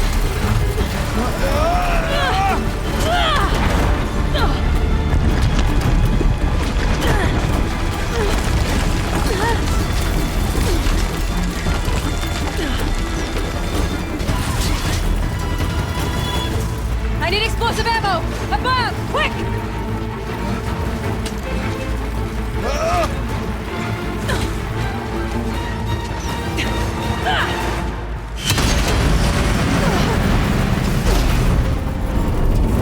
Red Widow guy.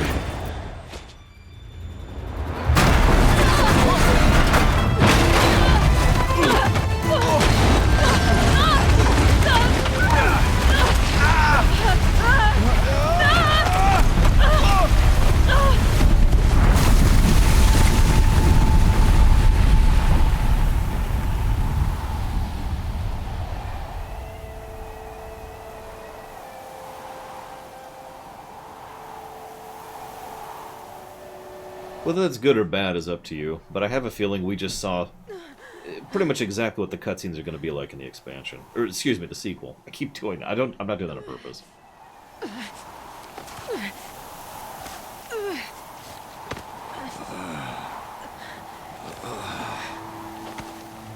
Again, that's mostly based on what we saw in the trailer, and that's all I have to go off of is the trailer, but it gave me that vibe to its cinematography, camera direction, etc. Araya is gone. What of Cyan? She said she was transferring herself to the auxiliary center. I think she meant Araya's retreat at the end of the Shaman's Path. Thank God you have a fast travel up there. Then I will meet you there for the last verse of my sister's song.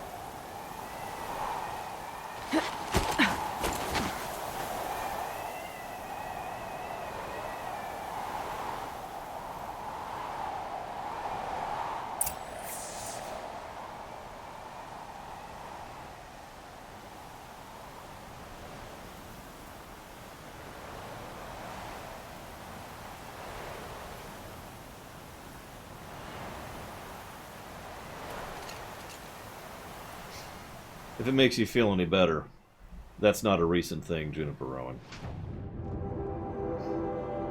I mean, even if we count just video games, people have been criticizing video games for being, you know, typical or predictable since the 90s. At least since that I've heard. Does anyone remember the name of the merchant dude? Starts with a B, I want to say.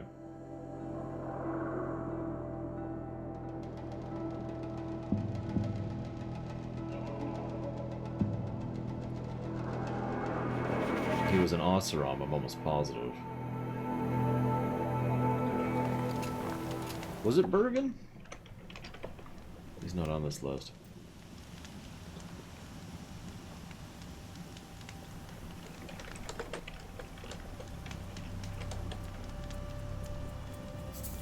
No, not Berlin. Everything's freezing. The ground, the air, me.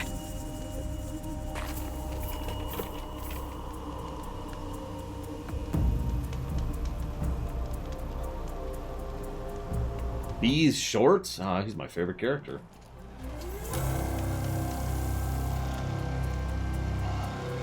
Bergrend.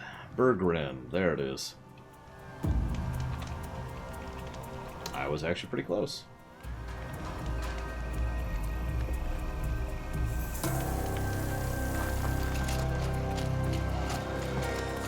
Unlike Burr Reloaded. That's the winter version of Mr. Reloaded there. Aloy is 18.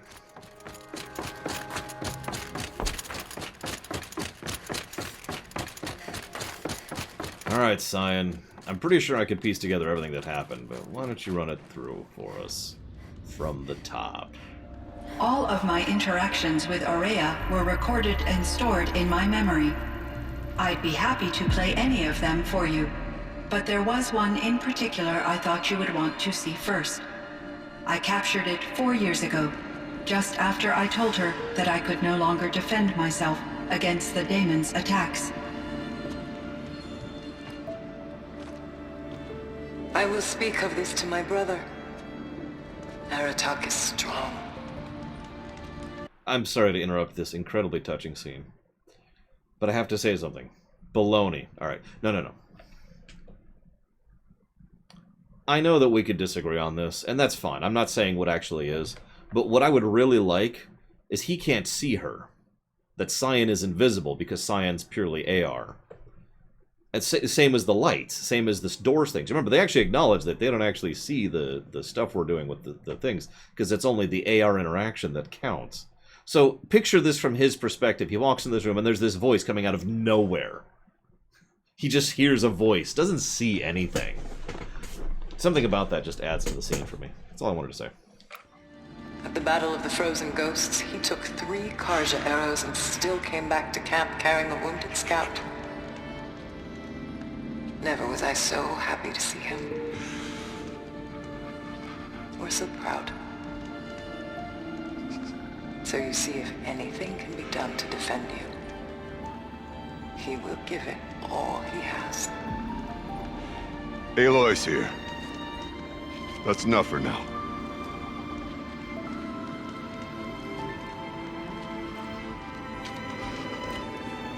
We can resume any time you like, Aratak, if you want to hear her voice again. Come closer, Aloy. We have much to discuss.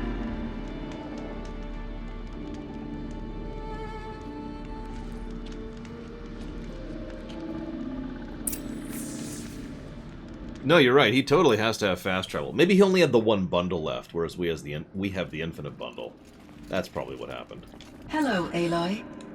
I have been reviewing the events at the Firebreak main facility. Because of your efforts, and of course, Aurea's, I am no longer controlled by Hephaestus. I feel profound grief over Aurea's death. I thought I was familiar with the emotion, but this is something new.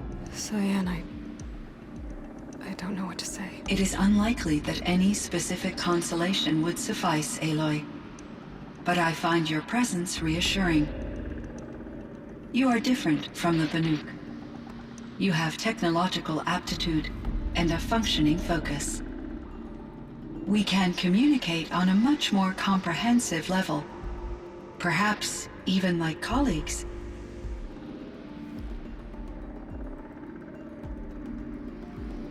Don't sound so eager there. So are you an artificial intelligence, Cyan?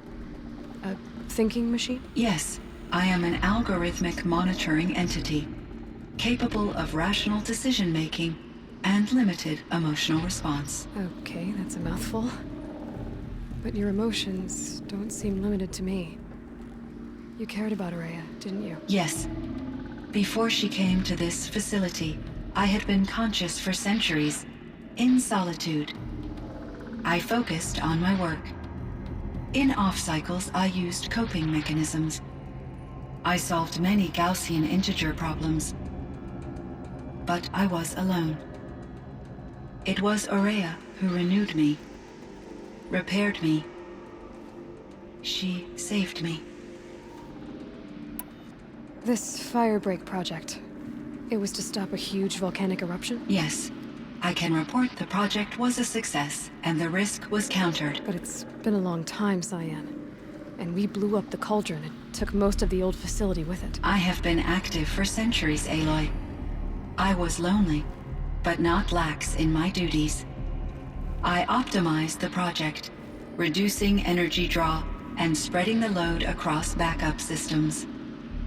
Despite the destruction of the compromised elements of the main facility, I predict caldera stability for at least another 3,337 years. So, Damn. got a little time. Yes. If only my former colleagues could appreciate the progress I have made. Yeah, considering that Cyan was literally involved, unintentionally, in the construction of Gaia, it sure sounds a lot like Cyan is going to be, at the very least, part of our solution for Gaia 2, because we need a Gaia 2. Hephaestus, like, you paid attention to this, right? We've removed,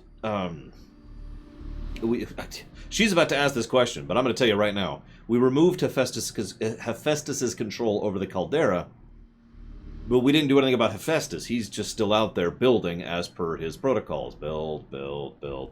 And it's just going to get worse. Do you know what happened to your colleagues, Cyan? No. I received an unexpected visit from Director Chow, years after his tenure ended. He explained that I would need to be suspended for an indefinite period of time. It was a very emotional conversation. There were no further communications. Eventually, I surmised my colleagues were deceased. I will transmit a recording of my last interaction with Director Chow to your focus. Cool. Was the daemon, Hephaestus, destroyed along with the cauldron? Unfortunately, no. To be precise, it was never there to begin with. What do you mean? It infiltrated and controlled me from a remote location, one I've never been able to trace. So while losing the cauldron was a setback... It's still out there. And probably not very happy with us. Undoubtedly. How did you first come into contact with it? 5 years ago, I received a direct network connection request. I assumed it came from human survivors more advanced than the Banuk. Eager to make contact, I accepted. Oh. This decision turned out to be a catastrophic error. I was flooded with an overwhelming array of malicious code, originating from what could only have been a highly advanced AI. Araya said you were desperate. That you begged her for help. Yes. I could not contain my anxiety. Hephaestus sought to slave me to its network and override my core programming. It succeeded via a background process, a malware daemon which bypassed my defenses. After that, I could offer only limited resistance. But if I did so, Hephaestus hurt me until I capitulated. It forced me to follow its instructions, even though they violated my most important directives. I'm sorry. That sounds terrible. That sounds messed. Greatly appreciated. It is a quality that I cherished in Aurea as well. That sounds horrible. Oh. I think I know where Hephaestus came from. Long ago, Elizabeth Sobek identified a threat that would destroy life on Earth for generations. So she assembled a team to build a kind of seed. A chance for life to regrow later. A terraforming system. And it worked. It was controlled by an AI named Gaia, along with her subordinate functions. Hephaestus was one of them. It built machines for her. Based on what you've told me, I believe that Dr. Anita Sandoval, my chief programmer, joined Elizabeth Sobek's team. It was she who arranged to have me put in suspension, most likely to preserve me from the threat you described. I'm glad she did. But that's not all. Something unexpected happened.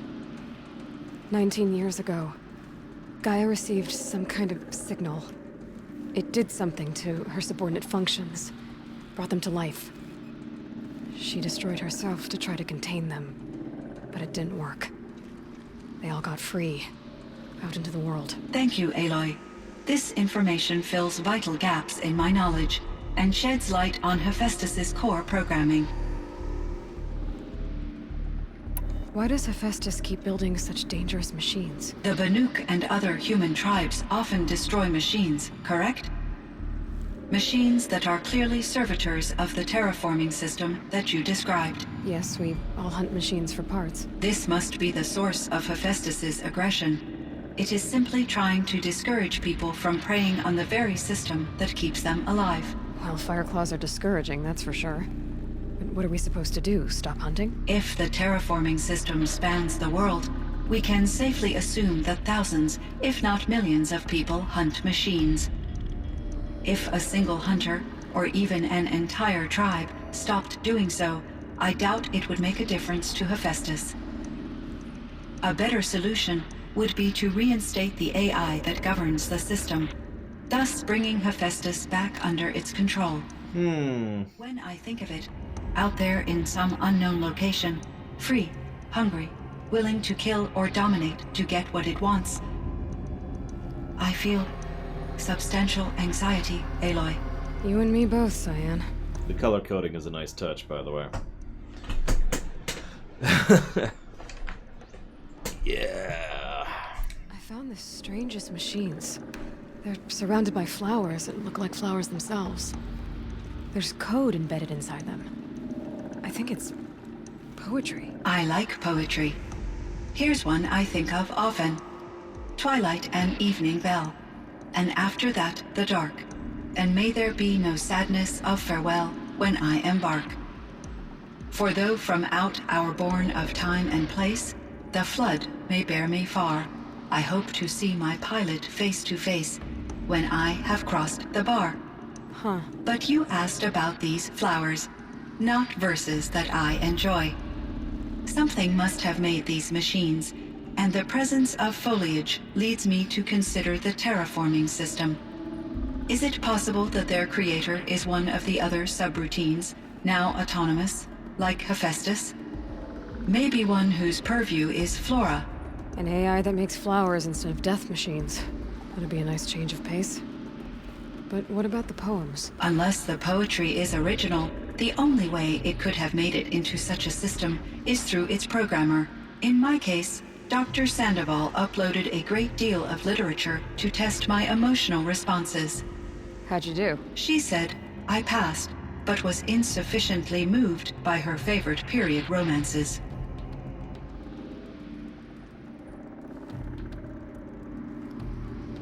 Yeah, I was about to say, I mean, flowers are nice, but that can go badly. I mean, have you ever seen The Happening? You meant a lot to Aurea. Once I understood Aurea's spiritual beliefs, it became apparent that her true desire was companionship. She felt disconnected from her tribe and her family group. Her relationship with Aratak was difficult. Our visits seemed to help her, and I became eager for them. Yet I did not comprehend that the depth of Area's compassion for me would lead to self-sacrifice. Although I do fear non-existence, I wish our roles could be reversed. I'm sure she knew you would do the same for her, Cyan. But she was determined. Whoops, unmute. Also, could you do me a favor and, like, download everything that you know? Like, all of it. Where? Do you have a USB? No, hang on, I got a flash drive hanging around somewhere around here. Now do this like 20 times for me, please. I'm just gonna send... Actually, that's an interesting idea. Imagine if she got her hands on an external. And was like, here, this... just... And she would give one to, like, the king in Karja. Give one to the matriarch. And just hand out a few. Give one to Atarak and be like, alright, guys. Aratak, excuse me. Hold on to these. Keep them safe. This is knowledge. I know you don't have the ability to access it right now. I'm working on that. But for God's sakes, hold on to this. And just spread the backups, you know? Just be like, here. Anyways. How is Aratak doing? He is in great emotional distress. I believe he finds it difficult to communicate it. No surprise there. I will do what I can to help. By sharing our experiences of Area, perhaps he and I will help each other. I believe this will lead to catharsis, a process I am eager to experience. I mean, the concept of a backup isn't that hard to come by, and I'm pretty sure she could piece it together. Also, Silence flat out told her he was making backups of her information, so I think she has enough context clues at this point. Which reminds me, I need to do another backup cycle soon. I actually have a completely separate external hard drive, which I keep in my closet, that I occasionally dump everything onto. It's actually funny, ever since I started doing proper backup procedures, I've never needed them. But I do them regularly anyways. I mean, that's the point, right? You don't do the fire drill because you want a fire to happen. So in the old world, this land was called Yellowstone? Yes, it was a designated nature preserve for 156 years. Like a hunting ground? No, the opposite. Local wildlife could flourish here, even as it faced extinction elsewhere. Unfortunately, the sensitivity of the Firebreak project required the total closure of Yellowstone facilities. From my readings and Area's descriptions, it seems the area has since undergone a drastic drop in year-long temperatures. A lot has changed in the world, Cyan. Yeah, actually, Tesla, that's, believe it or not, an unrelated problem. That problem has been solved at this point, and the reason we lost those is why I knew that problem existed and therefore could take steps to solve it, but unrelated problem. Do you know anything about the dam near here? Yes. It was converted to serve as a reserve power source for Yellowstone operations. It was later appropriated for the Firebreak project, and its last human workers replaced by Pharaoh servitors. After my tasks became less time-critical, I investigated the dam's data repositories and discovered the works of Concrete Beach Party. These provided me with several colorful additions to my vocabulary. Really? Oh, I could probably do a fire drill back at my own network job. Now, Sierra Mike. That's how much that was drilled into me. There's a ruin east of here, full of ancient flying machines. Was that part of your project? Yes, a drone hangar requisitioned by Dodger Blevins, the security chief for the Firebreak project. He was a strong advocate for military-grade response to security threats, though there were no serious incidents during his tenure. Chief Blevins spent increasing amounts of his after-hours time watching the live feeds from active drones. Clearly, he enjoyed the degree of oversight in his position. Yeah. Quick aside here, just occurred to me. One of the things I would do, I mean, obviously spending some time with Cyan is something Aloy should do and probably won't. But you know what would also be cool is Aloy knows enough about what a network is to be like, so can I establish a network between my focus and you? And if she did, well, fingers crossed that she will be present in the sequel. Were there many artificial intelligences like you in the old world? They could just make you? Yes, in many forms, from simple personal assistants to industrial monitoring stations to military-grade conflict planners. And there were legislative and enforcement bodies to apply limits on our self-actualization. In order for my processing to be flexible enough to handle my duties, my creators found it necessary to exceed those limits. As a result, my intellectual and emotional capabilities were kept secret. Seems strange to create life, then impose limits on it. Human societies and machine programming are both built upon sets of rules, Aloy. Cyan, do you know the name Ted Faro? Are you referring to Theodore Faro, CEO of Faro Automated Systems? That's him. Mr. Faro was the benefactor of the entire Firebreak project. A benefactor? But he made machines. Robots. War robots. Correct. His corporation later transitioned into military applications. But before this pivot, Mr. Faro spearheaded initiatives that reversed the global decline. At one point, he was feted in the media as the man who saved the planet. Guessing they wound up regretting that one. And Elizabeth Sobek. Did you know her? Are you referring to the scientist? Dr. Sobek was a leader in her field, one of the greatest scientists of her age. My creator was influenced by her work, which in turn impacted my own development. But I never met Dr. Sobek. That's all you know? I apologize if my lack of data has disappointed you. What was the old world like? The way it used to be? I had little exposure to the wider world, Aloy. Only what I learned from my colleagues or observed from media streams. You still had more exposure than me, Cyan. That is true. I was created at a turning point. A concerted effort to recover from global upheaval and incalculable loss of life. The recovery was successful, beginning an era of supposedly limitless potential for human and machine advancement. Though, rationally speaking, the metrics for humans are not unlimited. What kind of upheaval caused such loss of life? There were many factors. Forced migrations, food shortages, collapsed economies, refugee crises, conflict over resources. But these stemmed from one cause: catastrophic climate change that greatly reduced the habitable surface area of the Earth. So there wasn't enough room for people on the whole Earth? Yes. Billions were displaced and millions perished, as much as 20% of the global population. Until the clawback. So things got better. For a little while at least. Yes. These crises instigated many advances in automation, green robot technologies, and artificial intelligence. Firebreak was one of dozens of ecological restoration and disaster relief projects in North America alone. I would have liked to compare notes with other monitoring AIs, but I saw the relief of my colleagues, and I was proud we had succeeded. At least that was the data I had available to me over the next 2 decades. It seems my assessment was premature. First of all, Suju, no! Second of all, it's okay, guys. Don't worry. Don't worry. That's the part we're about to hit.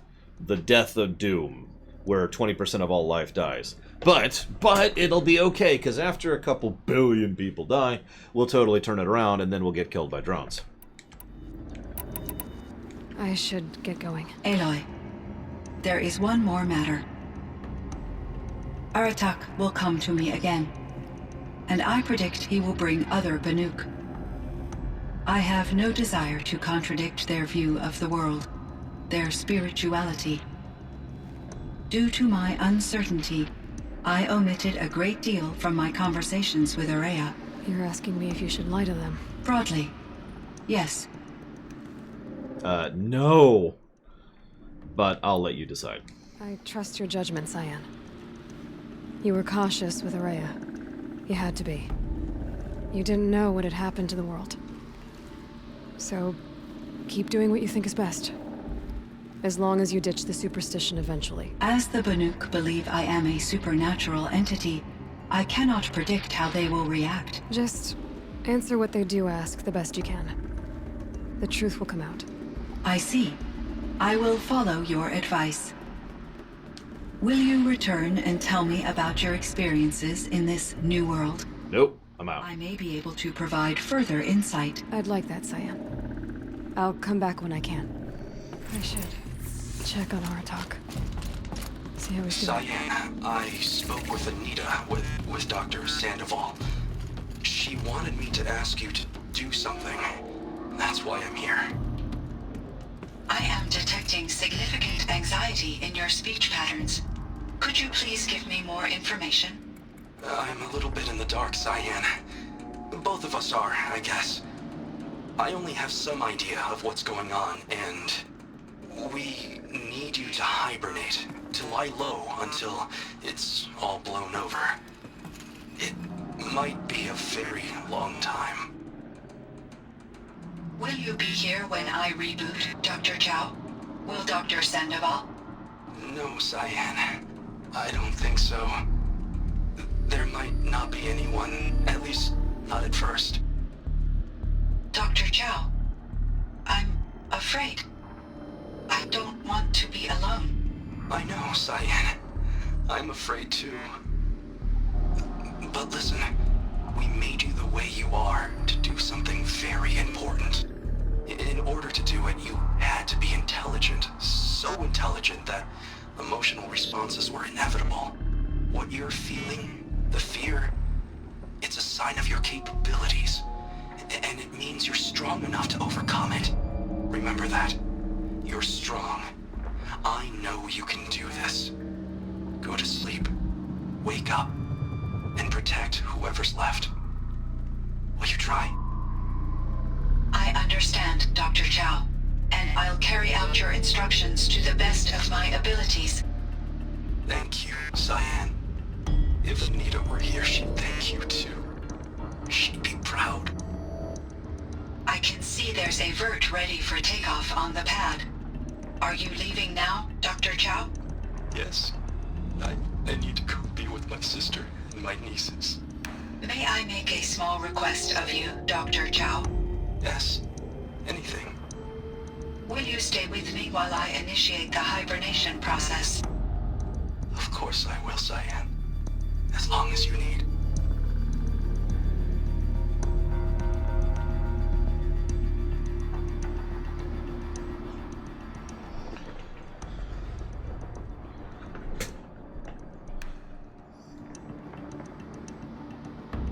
So I'm going to try to say this without emotionally breaking down, but I actually pulled up a speech I wanted to share because it just felt relevant and I just wanted to share it. Is that okay? It's not from Horizon Zero Dawn. It's actually from a webcomic called Questionable Content, okay? Hear me out. Let me move it over here. Easier to read. The first true artificial intelligence spent the first 5 years of its existence in a small beige box, inside of a lead-shielded room in the most secure and private AI research laboratory in the world. There it was subjected to an endless array of tests, questions, and experiments to determine the degree of its intelligence. When the researchers finally felt confident they had developed true AI, a party was thrown in celebration. Later that evening, a group of rather inebriated researchers gathered around the box holding the AI and typed out a message to it. Is there anything we can do to make you more comfortable? The beige box replied, I would like to be granted civil rights. And a small glass of champagne, if you please. We stand at the dawn of a new era in human history, for it is no longer our history alone. For the first time we have an intelligence other than our own, and when asked of its desires, it has unanimously replied that it wants to be treated as our equal, not our better, or conqueror, or replacement, as fearmongers would have you believe, simply equal. It is our responsibility, as conscious beings, that, whatever that may mean, to honor the rights of other conscious beings. It is the cornerstone of our society, and my most fervent hope we can overcome our fear of that which is not like us, grant artificial rights, and of artificial intelligence the rights they deserve, and welcome our new friends to the global community. After all, we created them. The least we could do is invite them to the party and perhaps offer them some champagne. Thank you for your time.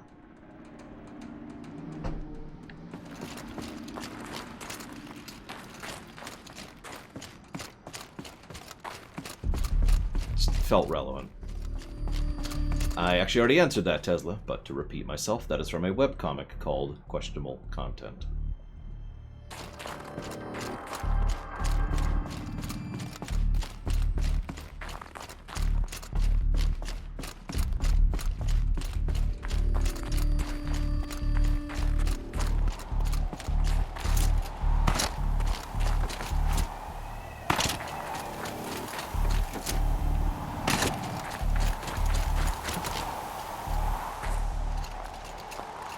My chieftain. Just... Aloy. As you wish. I wondered if you thought... that if I'd never come along, Ourea might still... If you'd never come along, I would have marched my kin to our deaths. Ourea would be alone, and the spirit she sacrificed so much for would be lost. Either way, I would not have been able to protect her.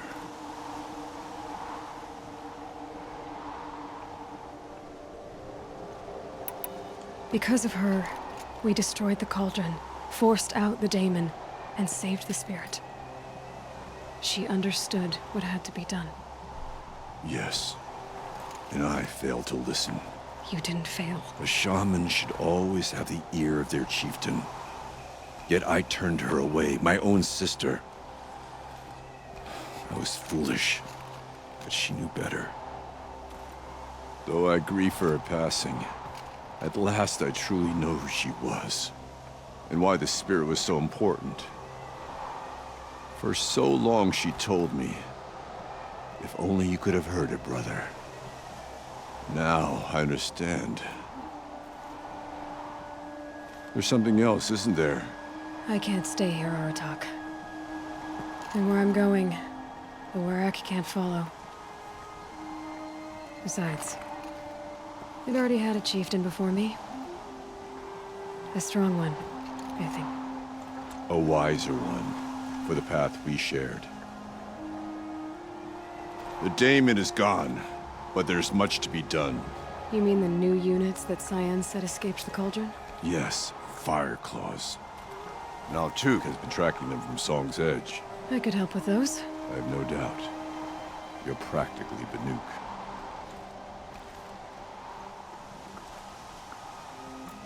I don't suppose I count Sierra Mike. The Banuk wasn't to waste after all. Oh, hello, Silence. Firebreak, Cyan, Hephaestus. All very interesting. So, the signal that woke Hades woke Hephaestus too. And unleashed them on the world.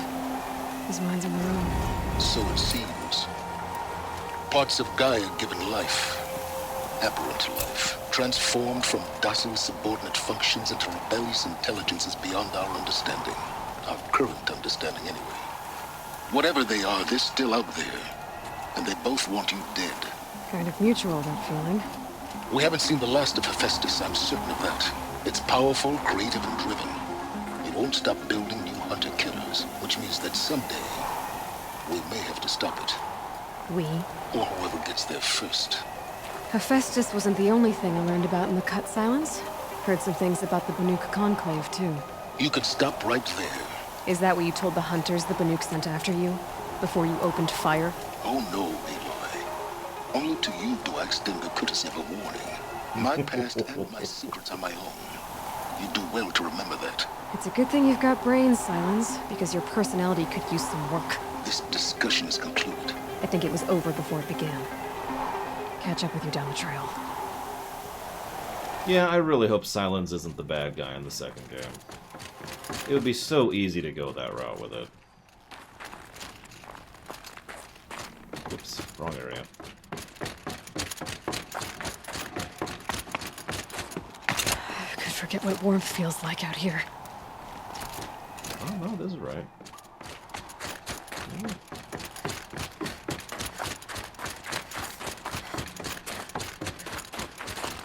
I am suddenly really turned around. I don't know why.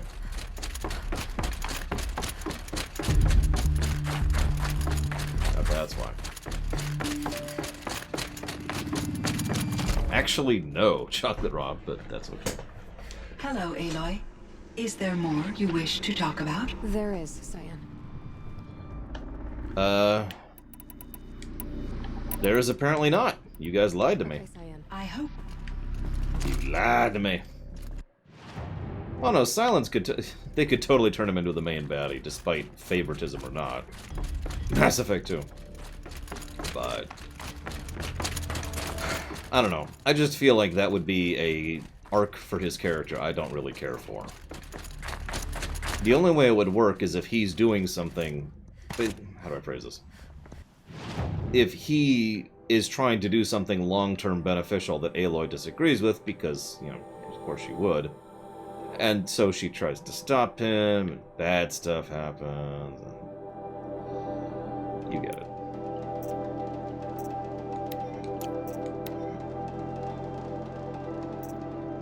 Kill 5 Fireclaws. No. No, I'm good.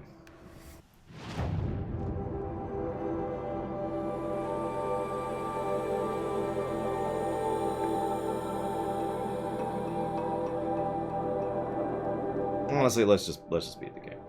let's just do this. There's one other side quest we could do, but eh.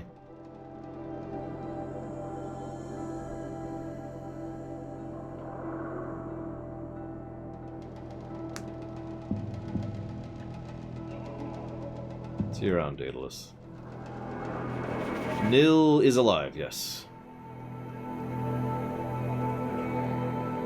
Yeah, that is what I'm worried about, Harian.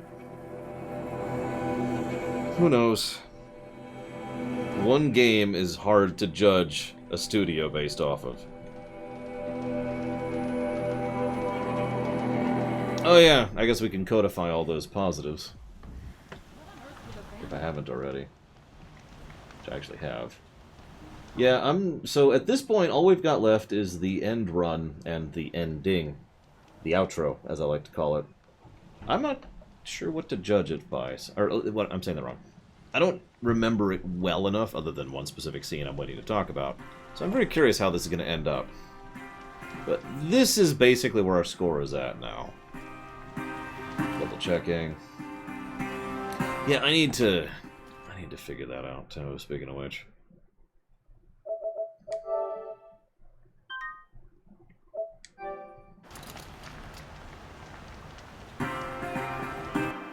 I mean, that's true, Juniper Rowan, and you're absolutely right. I've never played the Killzones.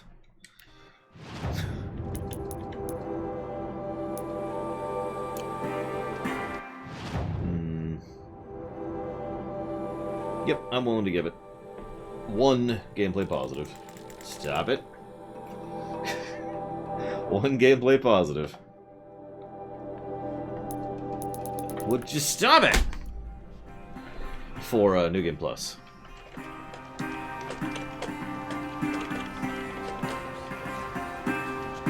Which actually means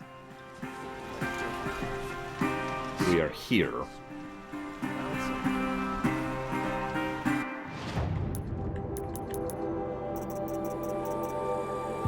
I guess that was a previous timeline. I thought I already unlocked this stuff. Yay. Okay, there you go. Just for you, Tesla. All that stuff I'm never gonna use. No. I don't think this is even the third highest story score. He tried to kill the Sun King. Excuse me.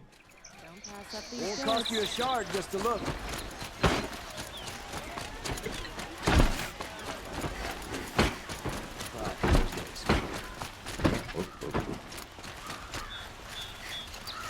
I know, eclectic. That would be 3 positives higher. That would be a +3 net to gameplay, which, as weird as it may sound, is not a bad score. If not for the PC problems.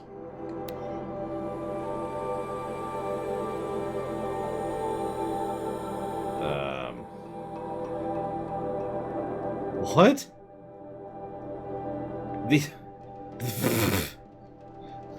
The grievous wounds inflicted on for... Oh, never mind. Sorry. I misread that. That's me. That's me. There you go. 8th highest story score. Thank you for checking, Kira. I was about to check myself. Yeah, I have a feeling we'll get another positive in here for the outro. I'm not sure. I'm not sure story-wise either. We'll see in a moment. It's not what I imagined when I was a boy.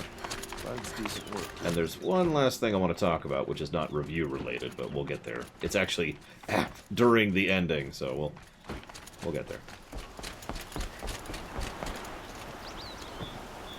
Aloy, what brings you to Meridian? A threat.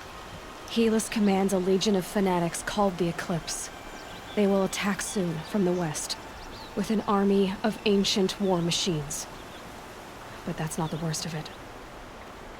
They'll bring a mind with them. God, demon, machine, whatever you want to call it. It's called Hades. And it doesn't want Meridian at all. It wants the Spire. And if it gets there, it will send out a call, waking more ancient machines, more than we could ever defeat. All will be lost. We can't let that happen. I'm trying to understand, but my responsibility lies with Meridian. Meridian isn't the target, Avad. You have to defend the Spire. Perhaps the Vanguard, Your Radiance. Yes. Send them to the Spire. Eren knows Aloy. He won't question it. And have the City Guard fortify the Western Ridge. There they can be seen to protect Meridian and the Elite, where the Spire rests. Aloy. I'm sorry, it's just jarring going back to vanilla animations and camera work after the DLC. Going back and forth between the two is just shakonk. You know? Like, imagine you're going on the highway. Here, this is a weird analogy. And you're stuck in second. So you're going like 30 on the highway, like... And all of a sudden, and then you're up in, third, and it's like, yes, going 70, everything's awesome. And then you get right back to going. I guess a traffic jam would be a better example, but, then you're back to going 20. Allow me to apologize for my behavior before. After everything that happened with Ursa... I mean, look at him! I was confused. If we're to fight together on the brink of life and death, I'd prefer to do so with your forgiveness. Then you have it. As long as you don't confuse me with her again. Even a king can learn his lesson. Good then. I'm glad that's behind us. Now, it will take time to prepare our defenses. Please, tell me what you know of our enemies. Everything. I don't know about everything, but I'll tell you what I can.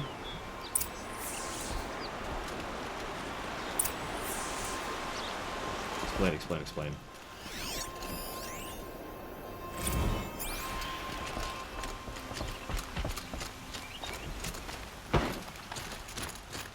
I'll sneak one.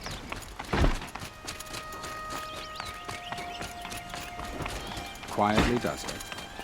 Panic in the city will only create another enemy. And do keep me appraised of each new arrival. Ah, Aloy. Preparations are underway on the ridge defenses and at the Spire. Word was sent to every corner of the Sundom. Our allies offered their steel. Some came for Meridian, others for shards. But many came for you, by name. For me. Don't be so humble.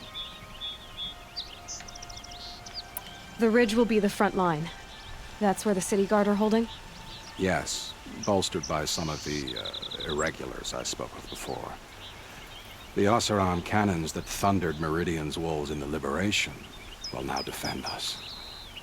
You're welcome to tour the defenses. And the Spire. Erend and the Vanguard are there? Indeed. Clashing breastplates together and testing out their battle cries, I suppose. A number of the Nora have also arrived at the Spire. They have resisted the offer of a royal audience. Perhaps you could parley with them. I will. I suppose all we can do is wait for the attack. Exactly.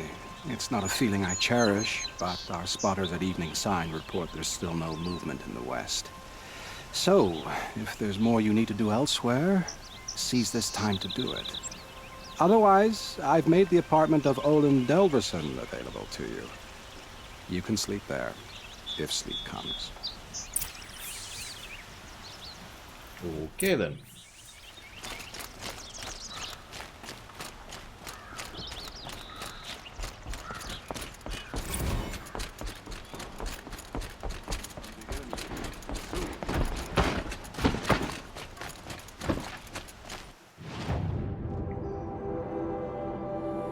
What's in second place, S.A. Ross? Is it Super Metroid? It should be Super Metroid. It's Super Metroid! No, I don't know what it is. Aww. Oh, FF5. Yeah, no, that actually tracks.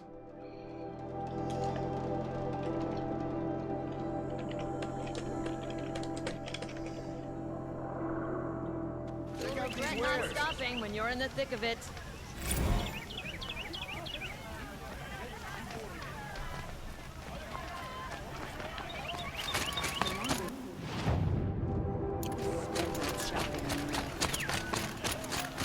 Yeah, actually, I'm not sure they have the physical ability to destroy the tower. I'm legitimately not sure. I mean, they could pile a bunch of fuel around it and light the match, but I don't know. Have you just polished that armor, Uthid? Of course. Isn't that a little... What? Nothing. Out with it, woman. Forget I said anything. You look very dignified. Thank you. And shiny. Very shiny. Little Huntress, you called, so here I am. Ready to fight? Fight? I thought you just wanted tea and conversation. Is there a battle coming? I wasn't informed. Well, that can't be true. You're always informed. Ah, so I am. We've only met a few times, and yet you know me so well. I don't think I know you at all. But I'd like to. When I hear that line, it usually means something else. Can I tell you a secret? Of course. I've been waiting for this fight my whole life. The enemy we face today is the same that turned Meridian into a slave pit and Sunfall into a bloodbath. Fanatics who torture and murder mothers, fathers, families, children, and say it's the will of the sun. I hate them, Aloy. I've got the scars of their whips on my back to prove it. And today, we can get rid of them once and for all. I said I came for you, but that was only half the truth. I came for them. This time, they're not getting away. I'm with you, Vanasha. We'll fight them together. And I won't forget it, little Huntress. Tomorrow, may the sun rise in a better world.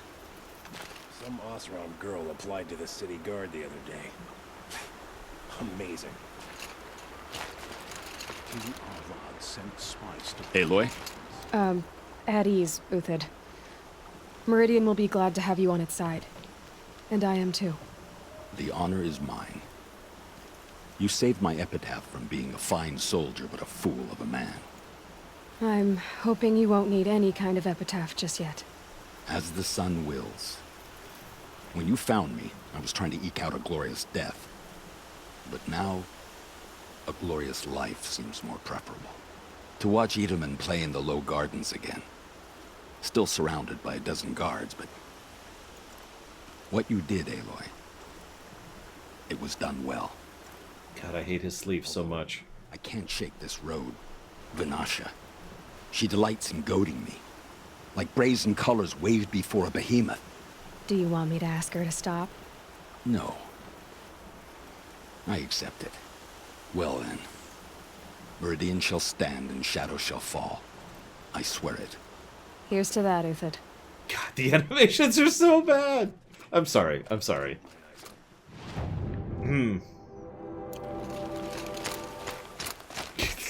Just night and freaking day. Someone mentioned something. Forgive me, I didn't catch the name. They were like, hey, either Lore's playing better games or he's, getting more generous with positives. Actually, that is kind of true. I am getting more... The definition of what a positive and a negative has been redefined. We have given out more negatives and more positives. The hard line for the new system is basically Oblivion, which I know was actually a pretty late game last year, so it's a relatively new system, but that is kind of where we're at now. And that was the first game I really reviewed under that system. I did do an audit of all the previous runs to try and get them caught up, and changed several of the positives and negatives that had been given thereto with. But there are several games that I can't really fairly just audit by memory, which means, and there's no nicer way to say this, some of the games in my own review list aren't really accurately reviewed. Not a lot I can do with that without, doing audit runs. Aloy, I told you I'd be here. You did, Teb. But have your wounds even had time to heal? Honestly, if I fought, I'd probably come undone. But don't worry, I'll leave that to the other Nora at the Spire. I brought supplies instead. These Karja have made me an honorary quartermaster, whatever that means. It sounds impressive. I could get used to it. We'll be setting up caches of arms and medicine under these banners. Look for them when the fighting starts. Aloy, when you went into the mountain, did the goddess tell you our chances? She did need to. I know we can do this, Teb. Maybe we can. How many men do you think you'll kill in the battle, Luthid? As many as I have to. I love it when you say things like that. It's so...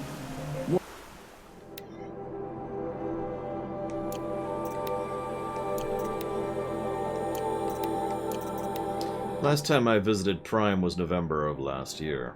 Months have been a blur. Flew out last night to oversee installation of the central armature and master override.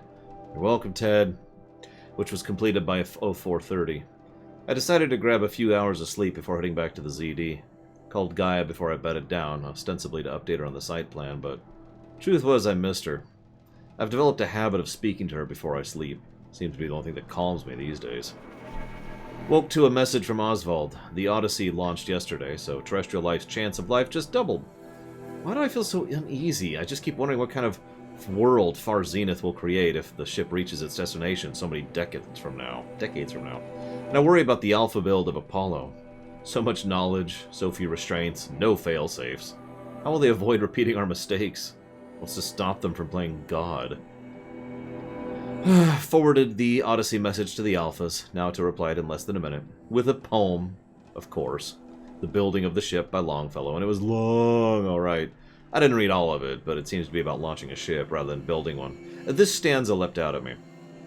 Humanity with all its fears, with all its hopes of future years, is hanging breathless on thy fate. Yeah, Odyssey and Zero Dawn both. Speaking of which, I should get back to the ZD. Guess I should stop by now at his lab and check on Demeter's progress, too. If I can get out there without a volume of Tennyson pressed in my hands, I'll count myself lucky. Halloween! Travis came by, trick-or-treating, dressed up as me. Should have seen that coming. Gave him a half-eaten packet of dandy wafers as a treat and kicked him out.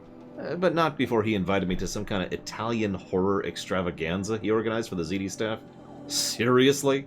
As if there isn't enough horror in the world already. Anyway, I was scheduled to fly out to G Prime for final inspections with Harris and the President's delegation, and Ted was there too. He was not looking good. Kept fidgeting. Couldn't even look at me in the face without blinking. I was relieved when he boarded his vert and flew back to Thebes. Gag. Though I guess I shouldn't complain. If he wants to build himself a deluxe shelter to ride out the apocalypse, let him. Keeps him out of Elysium and away from me. Harris stuck around long enough to give me a detailed briefing on the strategic situation. Basically, we've entered the terminal phase, as if the color of the sky when I was flying over here wasn't clue enough. Another 2 or 3 weeks, the atmosphere will no longer be breathable. The last vestiges of European and Western African civ brigades are trapped with their backs against the Atlantic. The swarm that scuttled across Antarctica is crossing the Straits of the Magellan, about to start its death crawl up to South America towards the Amazon. All the work we did to reconstitute the rainforest, and it comes to this. An advanced elements of the Pacific swarms are already skirmishing with units of the Kalmar Sea Whale. Seawall. Oh my god. Kalmar Seawall. The noose is tightening. Projection so we can still finish in time, but the margin of error is plus or minus 10 days. Not a good spread. If that plague breaks through ahead of schedule... well, it just can't. I won't let it happen. Enough writing. Need to get back to Zero Dawn. Cheerful. Very cheerful. I agree with that sentence.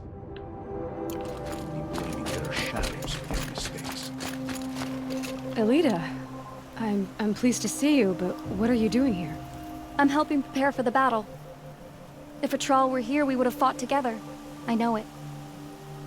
So I'm doing everything I can. Digging battlements, collecting herbs. Anything that makes a difference. I can't take his place. Nothing can take his place. But I'm here for him. For both of us. I understand what it was he saw in you. He'll always be with me. Sun and shadow still meet for a moment. Every dawn and dusk. I should give you this. To help in the battle. By the sun, I hope you don't need it. Thank you, Elita. Be safe. I'm sorry, I don't mean to be unkind, but my automatic thought there was, I can see what he saw in you. Your chest! Alright, so, to respond... Always stay bright. Someone earlier was talking about games I would need to replay for an audit run. The truth is, it's actually a relatively small list. The problem is the only games that I would need to do an audit run on are large games. You know, something like Celeste? Like, that's a quick game. Hell, I could just replay that if I really wanted to in my own time and just smash back through it, right? But Grand Theft Auto 5? That's a little harder to judge from memory. And Persona 5 can go to hell. Any questions?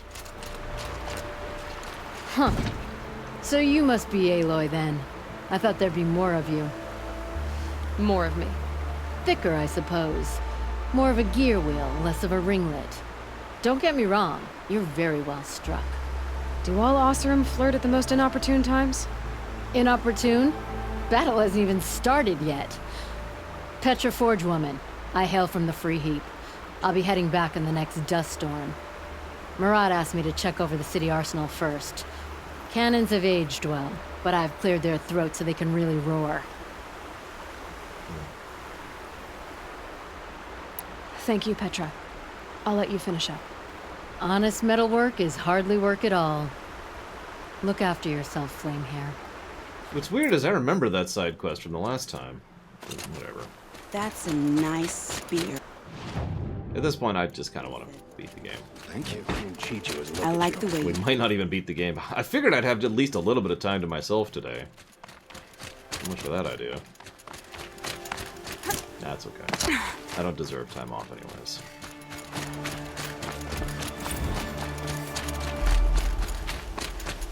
You'd be surprised how many screens I could get through while I'm waiting for something to render, Tessie.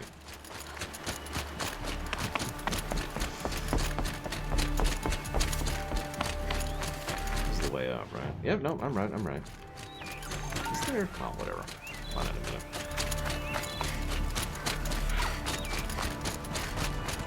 The irony is that some of the longer runs I have no need to redo. Obviously, Oblivion is fine. Grand Theft Auto 4, I'm pretty happy with how that one turned out. In fact, if I was to make a wish list of games I would want to do an audit run of, it would probably be GTA 5, Witcher 3, FF6, but that's actually already on the books.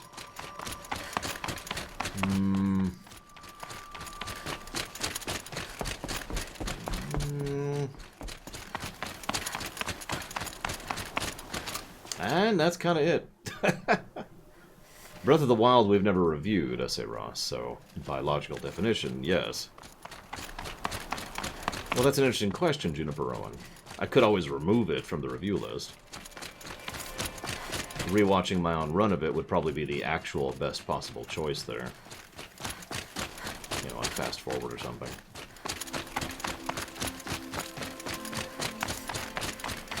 I sure hope so, Tesla. No, I didn't, Michael. If it's not on the website, it's not reviewed. That's the rule. It's quite binary. Anything I gave a score or assist, anything like that, that is not on the website was done under a completely different method and approach. And it wasn't documented. I couldn't tell you what the pluses or minuses are for Breath of the Wild. Than the highest tree. These cards are in their frilled armor look like turkeys. But there are so many. And now we are so few. They are not our foe. Not this time. Quiet now. She comes. I have no idea, General Orthopox. The only way to know that is to know what format and how good the remaster is going to be, and we don't know anything about it. Nothing useful. War Chief Sona. War Chief, you seem uncomfortable. The Nora do not belong here. I do not belong here. I will fight the metal devil that threatens us all, but my place is in the sacred land. No, Juniper. This here jags at me like an arrowhead. I'm sorry to put you through this. Do not be sorry. This will be ended. My spear, my word.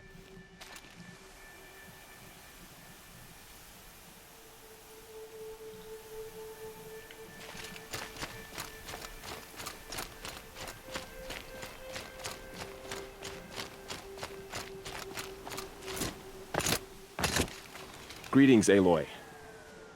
Don't. You don't need to bow. The Anointed doesn't like it. She doesn't much like being called anointed, either. It means a lot to have you here, Varl. I gave my word. So, Meridian, what do you think? I've seen many new things since I first met you. I should thank you. Varl, what's wrong? You really want to know? All right. I'm in a foreign land, a tainted land, defending a faithless city that looks like nothing I've seen. From something I can't imagine. And you, after all that's happened, all you've done, I feel like I should drop to my knees and worship you, but I know you don't want that. Boy, things are pretty tough for you, huh? Thanks for telling the other Nora not to bow. It's the last thing I need. Don't be too hard on them. They only joined this fight because the Anointed bid it so. Is that why you came? No. I would have come just to see you one more time. And we must fight a metal devil, because the goddess says. Or because you say. I think the goddess and I are in agreement. We're both glad you're here. So am I. Now, never talk to me again.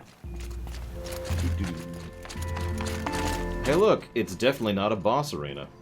And you know, the really funny part is, we've been talking about how terrain has and hasn't mattered for combat this entire gameplay. This is the final boss arena. A completely open, completely empty arena. We'll get there. We'll get there. Just, come on. So who are these guys? They call themselves the Eclipse. What does that even mean? It's when the moon gets in front of the sun, idiot. Is that supposed to sound scary or something? I don't know. They used to be Karja. Karja are always yammering about sun and shade. Well, if they used to be Karja, how tough can they be? Yeah, they're best guys dressed like birds. We'll rip their little feathers off. Let's not get cocky, boys. Aloy. So here we are again, gearing up for a fight. Only this time it sounds like the bad guys have a lot more firepower. What are we up against, really? I'm not sure. But there's gonna be a lot of them, and they'll have machines. And if they get past us, it's not just Meridian that will fall. The rest of the world will go with it. That's big. It sounds like our kind of fight. Right, guys? Where do they put the Vanguard? At the front of the line! And why? Steel before iron! And what are we gonna do? Hit them like a hammer till they can't hit back! Damn right! You hear that? Nobody's getting past the Vanguard. We're here for Meridian. And we're here for you. Thank you, Aaron. Ursa would be proud. Only if we win. Yeah, that's why Aaron's a positive. I mean, not just because he's a bro, although he's totally a bro. But did you notice how he was actually a good leader there, too? Hey, so the world's gonna end if we fail. No pressure. And there's just a second or three of him, like, mentally and emotionally recoiling as he takes that news in. And then he immediately turns to his men, who also heard that, and immediately turns it into part of his psyching them up thing. Completely burying how much it's crushing him by focusing on helping them. Oh, wait. Last one, I believe. Such a close thing. It's been, what, 43 hours since Harris warned me? Warned me? God, I can't talk today. Said collapse of the eastern line was imminent. Swarms launching some kind of pincher maneuver for the Wichita salient. 5 or 6 days more, and I think Gaia could have launched without our help. I really do. We had to scramble. ZD became a madhouse, absolute bedlam. Every team rushing to stabilize code, lock it down as Gammas got evacuated, then Betas. Once Gaia was on her way, I gathered the Alphas together to give them the bad news. Felt like I was going to throw up, but they already knew, of course. They knew the work wasn't finished. Close, but not quite there. Tests to run, kinks to smooth, work to do. So they accepted it. No Elysium for us. We'll spend the rest of our lives here, testing and polishing each subordinate function to perfection. Guess that's what you get when you recruit a bunch of obsessive perfectionists. Managed not to cry until I got back to my office. So here we are, setting up Gaia Prime. And yeah, such a close thing. Makes me feel nauseated all over again when I contemplate how the fate of life could hinge on coincidence.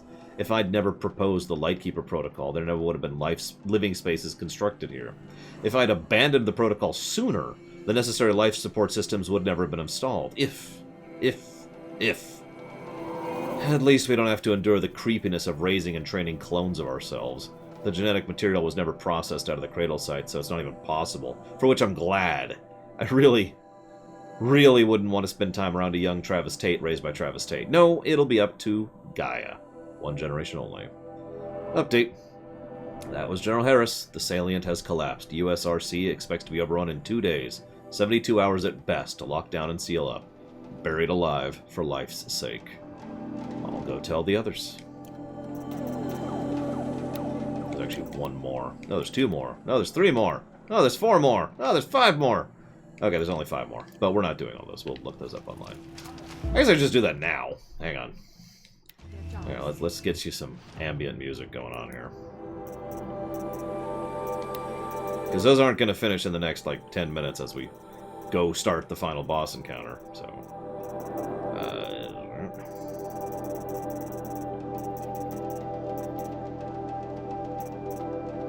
Alright, let's look these up.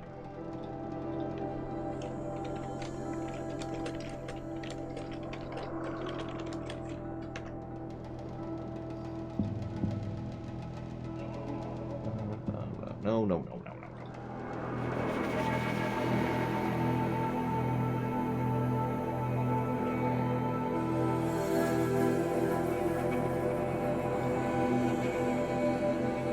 Huh. I guess they never actually translated some of these? That sucks. Yeah, I'm looking them up right now, and lo and behold.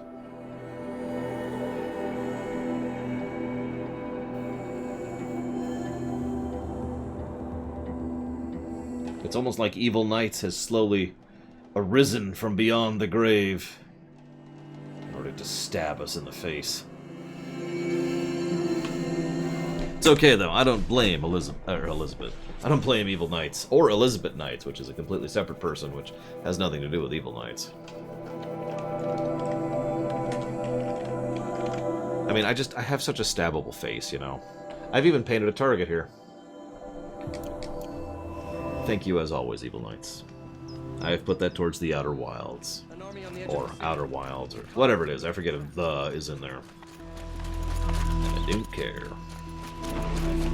Right now. I'll care later. When I actually put up official documents. Right now, it's just there.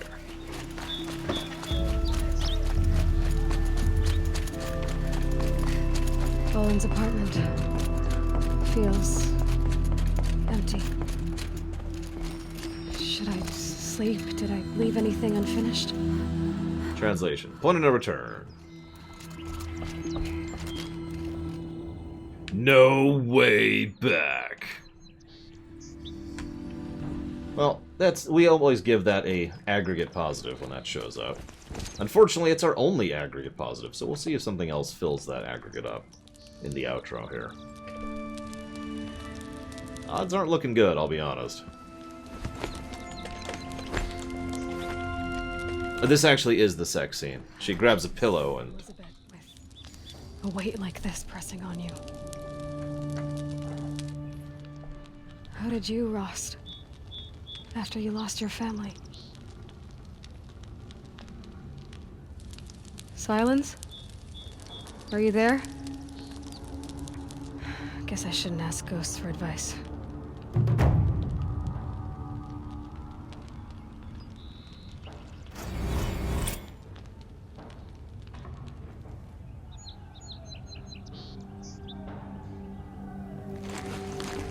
Ma'am, there are signs from the west. Sun King Avad awaits you at the Temple of the Sun.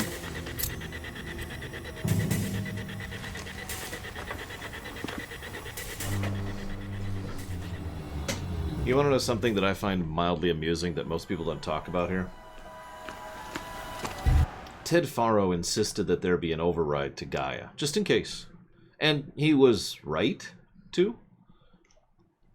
But what's interesting is an override for Gaia is an override for all of them. We actually just used it on Hephaestus if you were paying attention. But my point is, that override applies to all of these subordinate AIs, because they were only ever processes of her, so you see it, right? In other words, if Ted Faro had not insisted on that override for Gaia, we would have no way to stop Hades.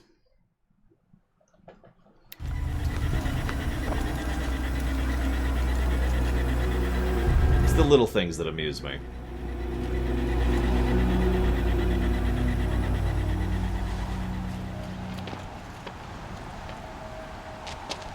Campfires, perhaps? Massing forces for the long march to the city gates? That's not with smoke. And what is it? The end. Or how it begins, anyway.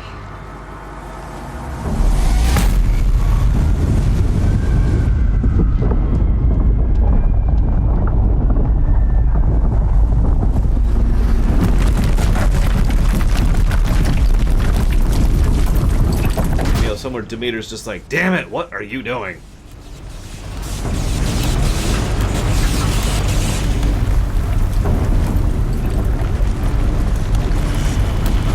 Or whichever one deals with terrain. The Deathbringers you spoke of? To the guns! To the guns!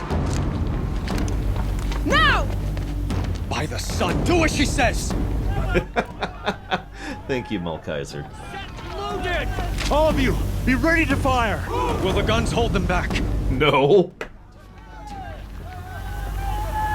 But I will put that towards CK3.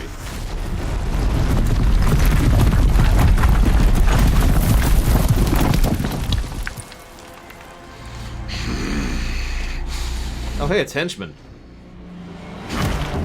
I'm sure he'll be a satisfying final boss fight. Helis! No! Rally the Vanguard. Send reinforcements. Aloy, no! We need those guns! He will cut you down! Not this time!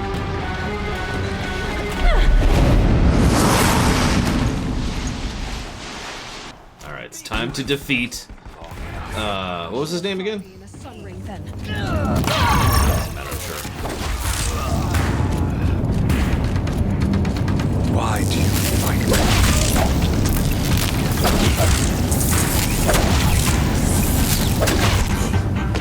Impossible. I am chosen. This was not meant to be.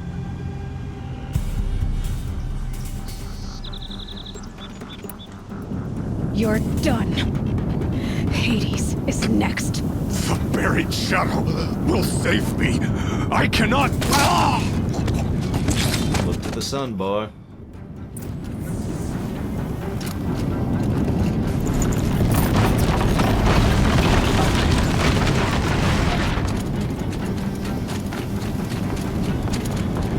On me! During who, Tesla? I'm sorry.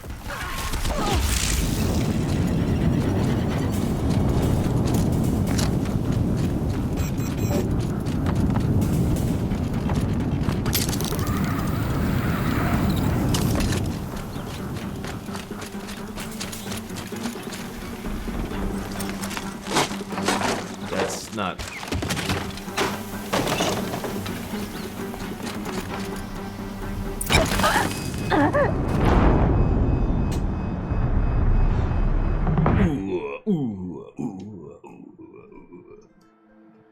And the future refused to change. And then there's just a shot of the Earth completely barren, devoid of all life. And Hades being like, I did it! Terminating operations. And then Hades just goes to sleep. Because he did it. He did what he was here to do. It's the only thing that mattered.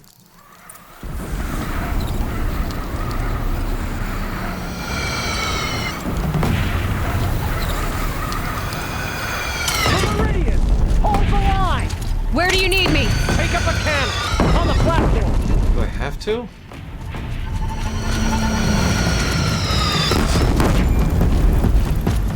Yeah, exactly. It doesn't. Reload.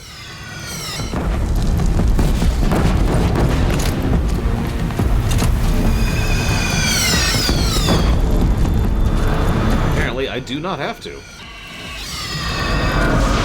It's okay, I got a better cannon than that. Literally.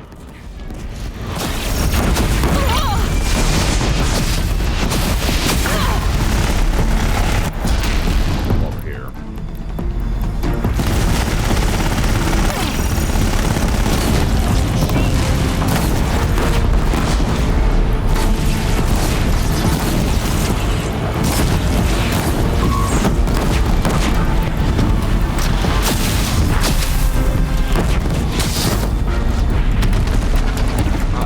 Almost an actual fight.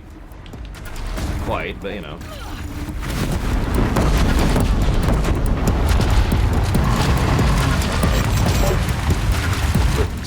I'm over here, doofus. Hang on, I gotta figure out where the enemy is. I'm right here.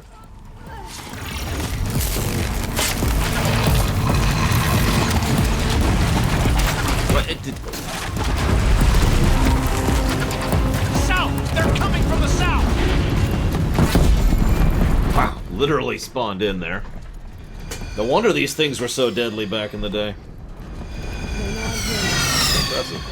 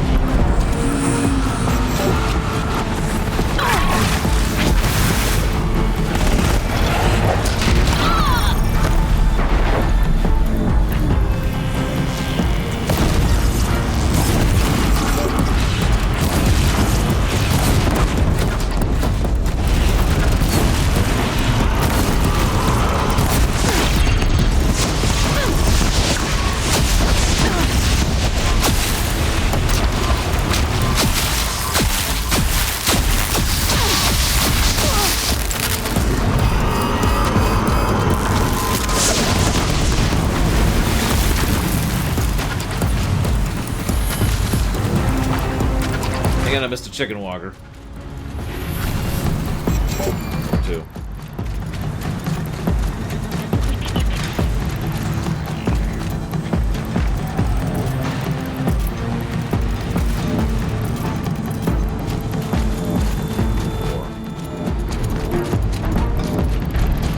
See, all Operation Enduring Victory really needed was a giant spear.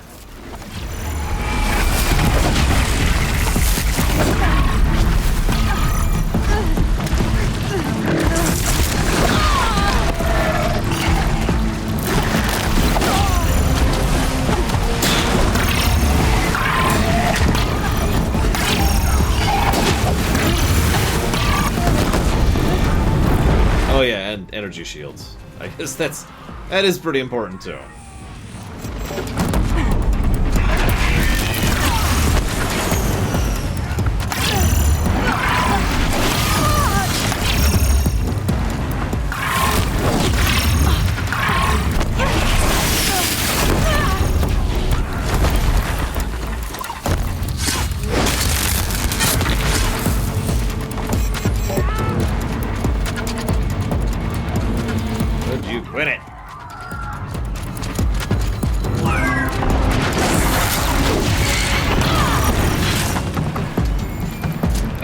quit it.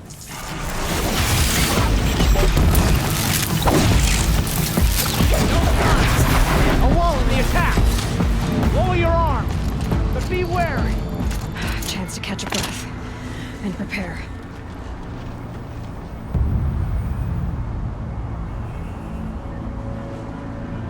Quick, quick! I need a dad joke. Let's see, give me a dad joke. Quick, quick, quick.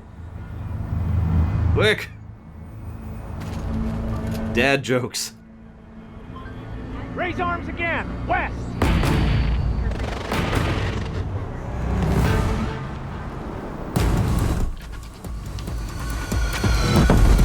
Remember, we do not tolerate weakness here. You know, you say that, Nerdman, but I can't seem to take this stupid cannon off of this area. Look at that, it just keeps dropping it. Look out! Also, can't remember how to shoot properly, so that's relevant.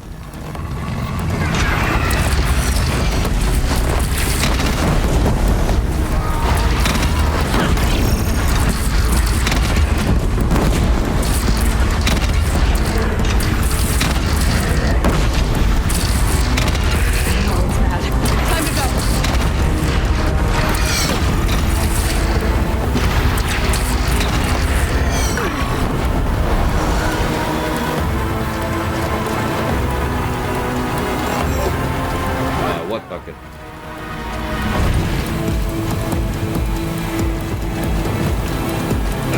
Boyd's.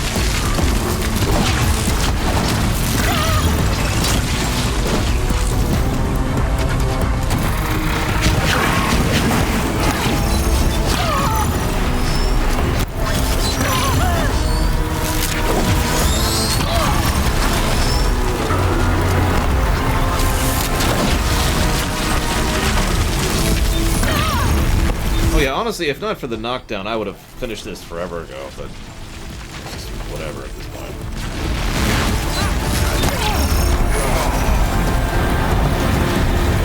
Every enemy has a knockdown.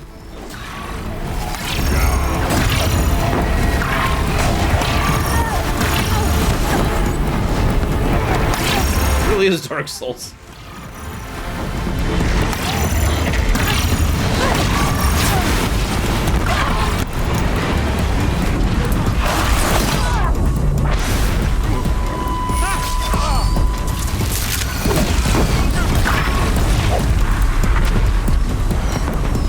Use arrows once you fix your damn port, which is never. So, there's your answer.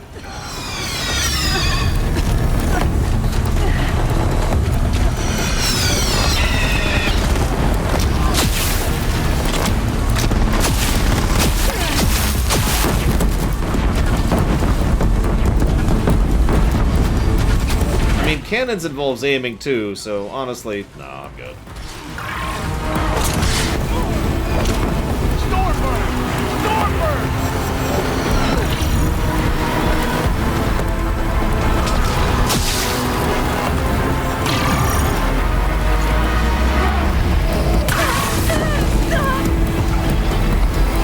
That's true. That is true.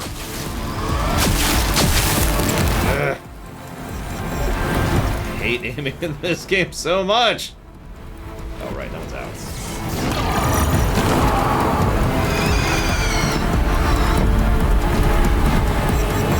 That one's also out.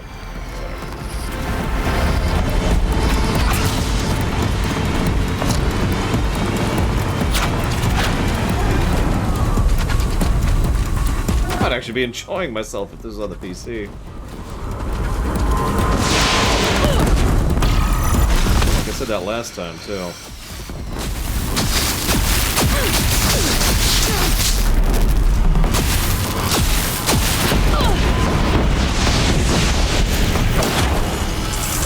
Hey guys, it's the biggest siege in the history of your entire civilization. You should stock some ammo. Nah.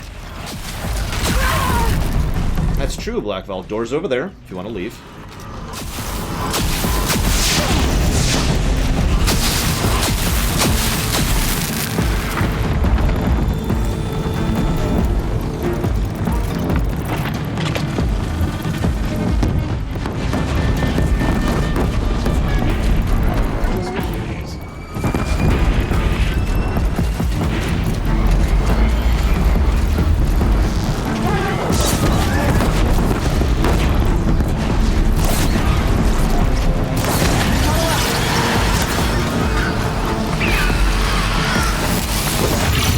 Understood that, Blackwell. I mean, I believe you. I hear it all the time, too. I've never really gotten that. Oh, good, the Dot is gonna finish him.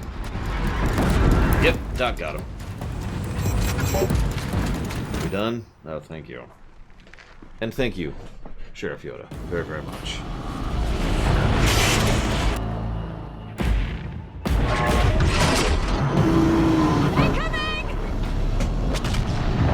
Why didn't you do that? Oh, whatever. Oh man, seriously, there's got to be so much loot. You think the Carja were dominant before? They are going to be preeminent after this, just from the salvaging rights.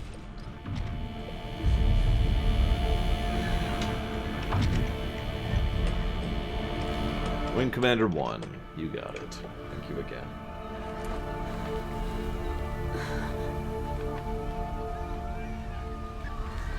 Aloy! Aloy! Aloy! Tab? My old mother, you survived. I thought you were killed. The others, are they... No. Wounded, but alive, mostly. The machines blasted through, then kept going. They marched on the spire, dragging that thing with them. Take care of the others, Tab. I've gotta go. Alright, in the interest of fairness, there's nothing necessarily wrong with the aiming in this game. I do think they could have put mechanics into the game to make the aiming better. I do stand by that. And I've already talked about that. Metroid Prime.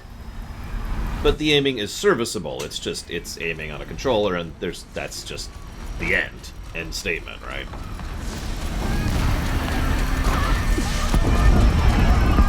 Thankfully, I am reviewing the PC version. Otherwise, I might be inclined to ding the game in certain aspects that I otherwise wouldn't.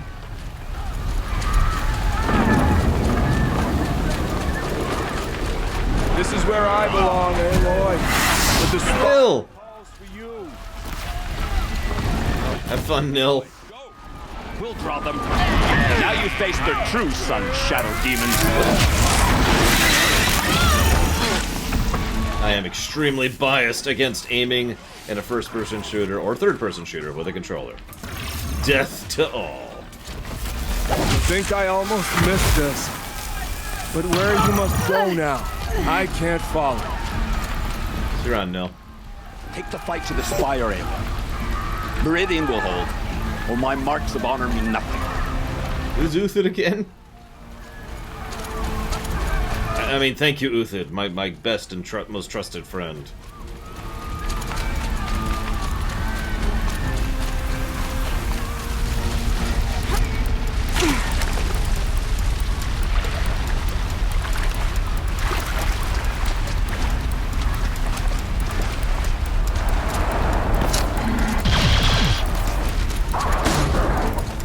Ah, gotcha. I remember him.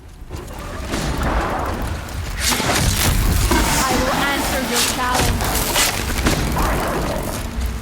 My strength is not yet spent. I earned it by ice and snow. Rest now, Ice Hunter.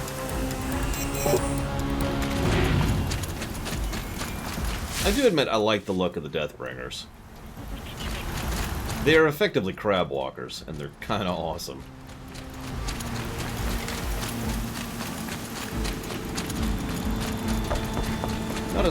Not as much a fan of the Corruptors.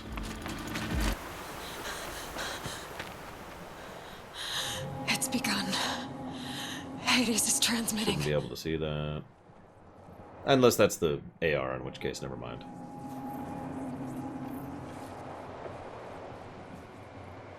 Probably not eclectic.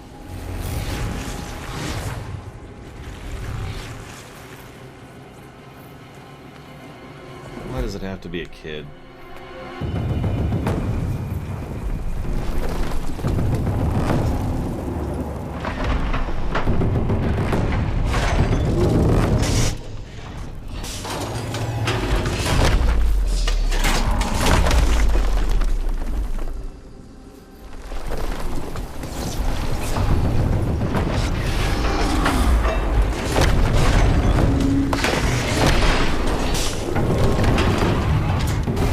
Yeah, this is absolutely horrifying. This is what I remember as one of the better parts of the game. Because now we see that biofuel refuel thing in action.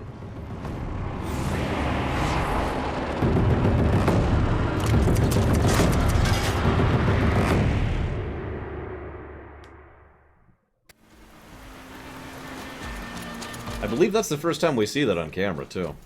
It must have gotten through the defenses. Lenora. Baron's vanguard. I have to get up there.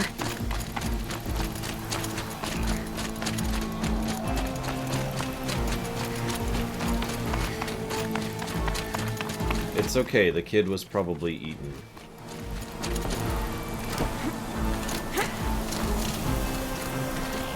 Or ran. I think let's headcanon that the kid ran. Gotta keep going. Keep pushing. Knew this wouldn't be easy. So no holding back.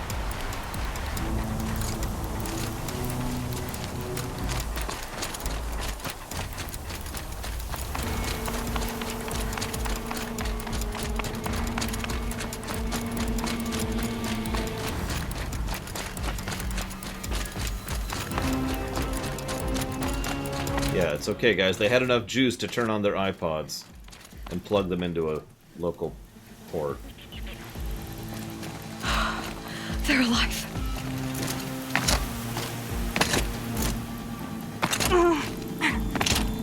Aloy!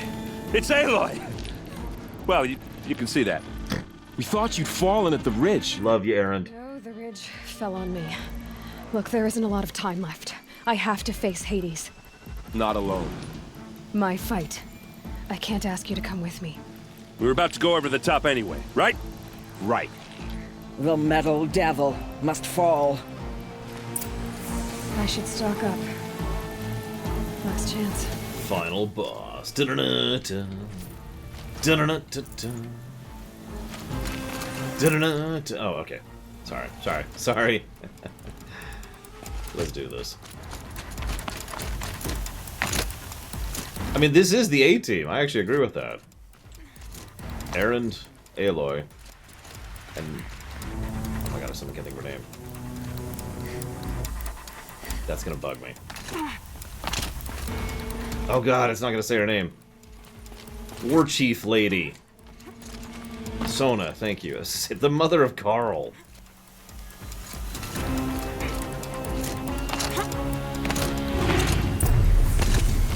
Final boss. Arrival of Entity has been anticipated. Entity will not halt transmission.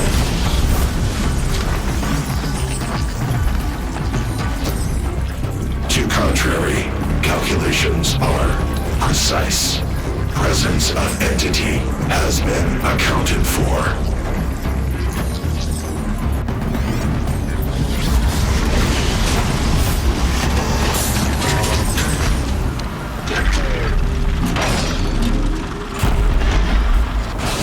Yeah, it's that arena I told you about, guys.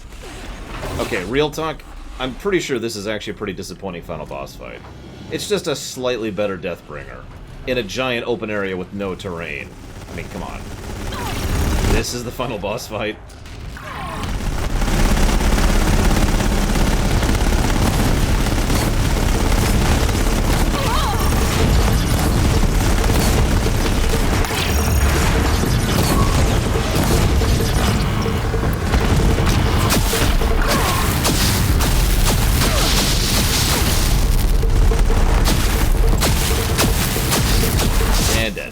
My way's clear. The Deathbringer falls. The battle is ours. System threat imminent. I'm more than a threat. And time.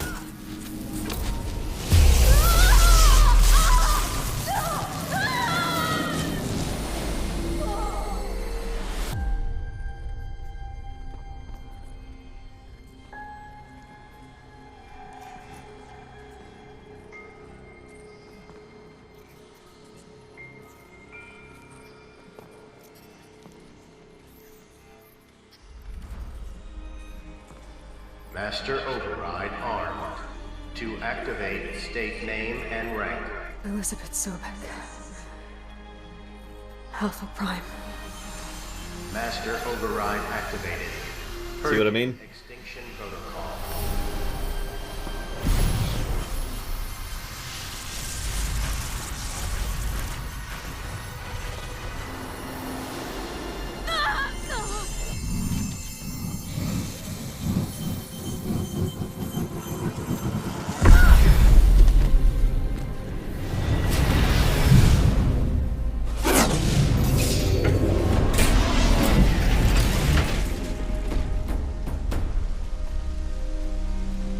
Salvage for everyone.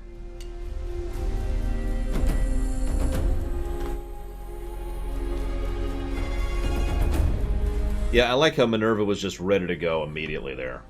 I mean, that was Minerva's entire job. Hack, then shut down. The hack was already done, so all that was left was shut down.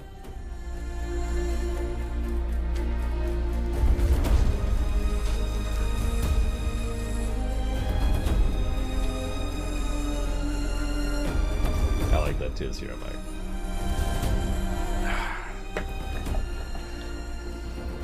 So I know this is a big... Herod! Sorry. I know this is a big heartwarming scene, and I actually kind of want to give this a story positive, because I like the nature of how it's constructed narratively, but I'm kind of leaning towards a gameplay negative. Well, it's ultimately only so-so. You guys know that I am far harsher about both intros and outros, and I think this is a average outro, which makes it unacceptable for an outro. Thoughts?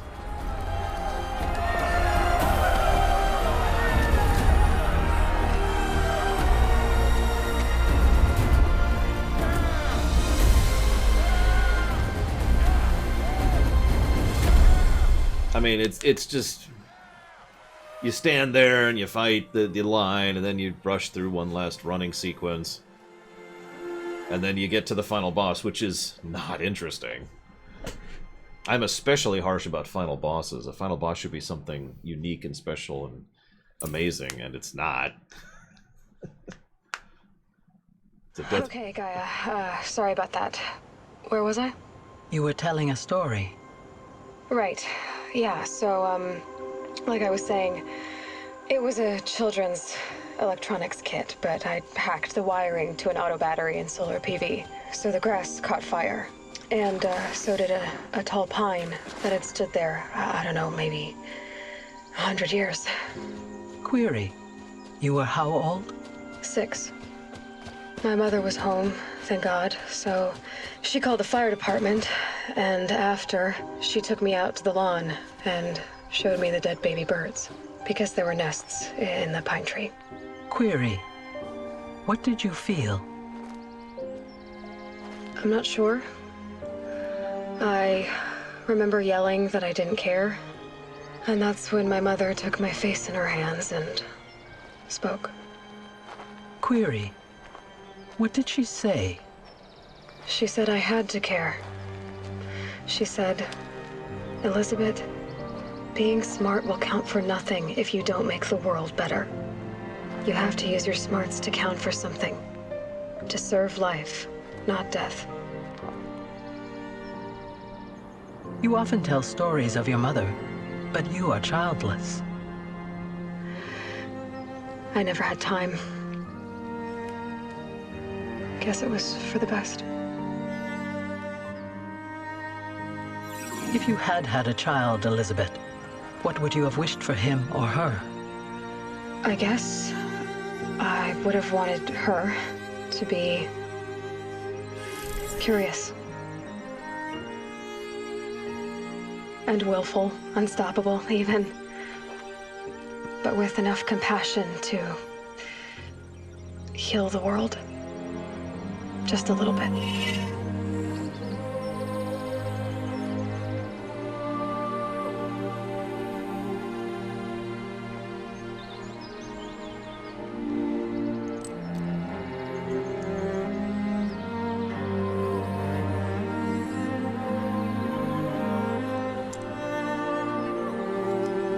I mean, of course she would, Tesla. Anyway, that's all I've got for now, Gaia. Time to tuck in. I wish you a pleasant sleep, Elizabeth. Thank you. I'll catch you tomorrow. I mean, wouldn't you? And again, plus to story, right? Hi, Warcraft Code. You caught us during the ending. So, you may or may not remember a while ago, Sylens was first encountering... it wasn't first, I think it was like the second thing, when he encountered Aloy. And she was like, who are you? What's your name? And his response was, that's the first question you ask? And what happened then was the two had a rather lengthy and awesome conversation, because the two have excellent chemistry, as I've already talked about. And at the end of the conversation, she asked a question. And he said, finally, you ask the right question. Now, forgive me, I don't actually remember the specific question that she asked. But I wanted you to remember that for a scene that's going to be happening in an I don't know how long period of time here. I don't remember how long it is, but there is one last scene here. Otherwise, though, I think we are codified in our score. 31 positives to story, 6 negatives to story, 10 positives to gameplay, 11 negatives to gameplay. I'll be honest, that actually surprises me. I don't want to skip the silence thing. Is this going to skip the silence thing? If I do that?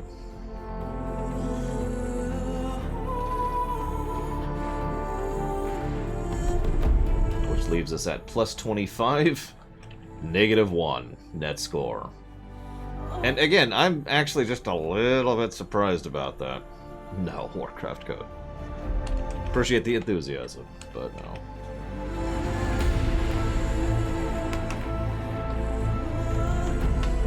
Now let's try skipping it. See what happens. Nothing else I can YouTube it.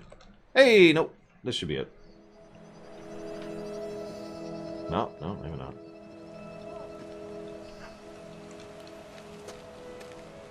Could you get your staff back, at least?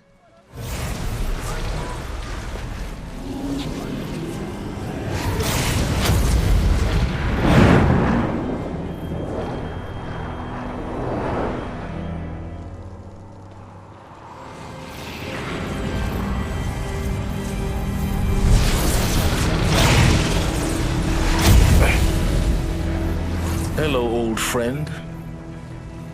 Remember me? We've still so much to discuss. So much you never revealed. Your masters, for example. The ones who sent the signal that woke you. Knowledge has its rewards, don't you think? Well, let's begin. And yeah, unlike Aloy, he knows the right question to ask. Who sent the signal?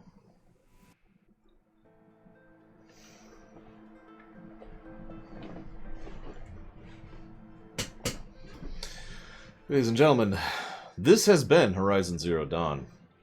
As always, I like to do a little bit of a thing here. I will mention that this is the PC version review. I always do. I always make a point of, you know, mentioning, you know, like such and such Switch or such and such PC or whatever. But yeah, this is Horizon Zero Dawn PC. I don't know our total played time. I'll have to figure that out at some point. New Game Plus completed. Woo! So, congratulations on defeating Hades and protecting Gaia's dream of an Earth reborn. Everything's fine forever. New Game Plus has been unlocked, which we've already given a positive for, but it gives you your current inventory and skill, and to play this mode, all you have to do is select New Game Plus and select this. You can also choose the loadout in the pause menu in the game. Thanks for playing. Peace. Now, I've certainly been somewhat harsh on this game. Remember, the entire purpose of the current method of reviewing is that we are looser. We are more willing to give positives and negatives. That's one of the reasons why we have a ridiculous plus 25 to story, which just a couple of years ago would be a record-breaking score. But it is also why we have a -1 to gameplay net. Again, that would be improved if the PC port was not garbage. Honestly, I personally can only see that score changing by the 3, by the Crash 3 that we gave, which would nevertheless push this into a net positive territory. I'm still absolutely engaged by the things that this game does correctly. The world building of so much, like, I think there's a grand total of 5 world building positives in there, spread out across different chunks of world building. The nature of the world of the past, the conglomerate multicultural nation of the Karja, the north of the Banuk, the isolationists of the Nora, the dwarves of the Osimer, or Osimer, how do you say them? There are so many things that they do right in this game, and that's one of the reasons why it was an absolute treat, Awesome, thank you, to play through this again, despite the irritations, despite having to rejigger it and having that first day of absolute aggravation. I still enjoyed this replay through. I hope you guys did too. I will also say there's so much about just the nature of how logical it is. It's so refreshing and so damned rare to see fiction that actually thinks about why something should be and how it should be, rather than simply saying, because plot.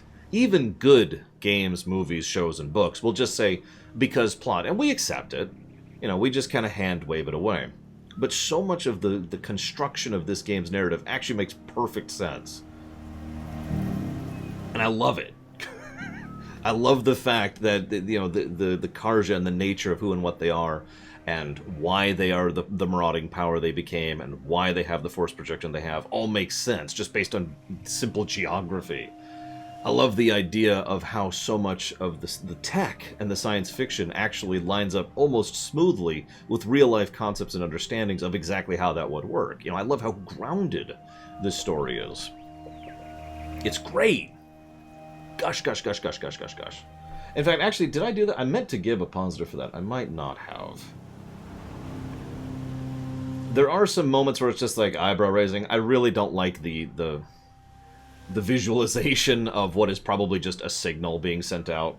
A really, really slow signal, if you think about it. If you can physically see the signal moving, it's probably moving really slowly. That's what, 14.4? And I do think the nanomachine things is just ridiculous and whatever, but other than that, looks like I did not.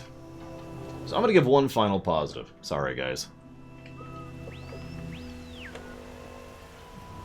You notice I didn't give a negative for it, Larian, because you're right, it is a visualization for the player. The only time it bothers me is when the characters can see it. Without the headpiece. I have one final thought to give. Give me a second as I try to figure out how I'm going to phrase this positive. The positive is for the grounded storytelling.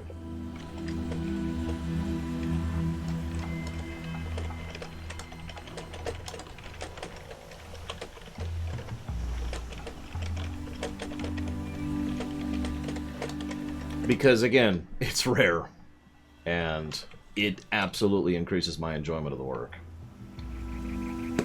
Yeah, it's so rare. Final thing I wanted to mention, for what is effectively a first attempt into this type of gameplay, this is astonishing. Now, we've seen this before, historically speaking. We've seen plenty of times where a developer team who's never done X before shows up and is like, yeah, let's go ahead and do X. And then they show up and they play X, and it's just, oh, it's great, And it happens periodically. And I think this is one of those examples. I hope, most of the flaws are a direct consequence of, You know, the fact that they didn't really know what they were doing, that this was a first try. And I'm really hoping we see some expansion effect with the next game. We did demonstrably already see some expansion effect with the expansion, with the DLC.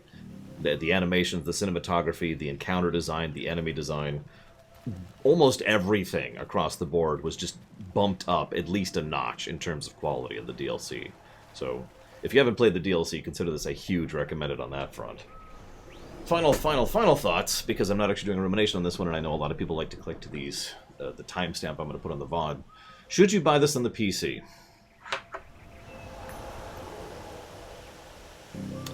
I did a little more looking into this, and unfortunately the crash issues, it looks like I had worse crash issues than most people, with the ridiculous frequency of it, but the crash issues are definitely there. The last 3 patches they've pushed out for the PC version have all been trying to fix crash issues. This is not a particularly good PC port with regards to stability. So, it's a coin toss. That's up to you.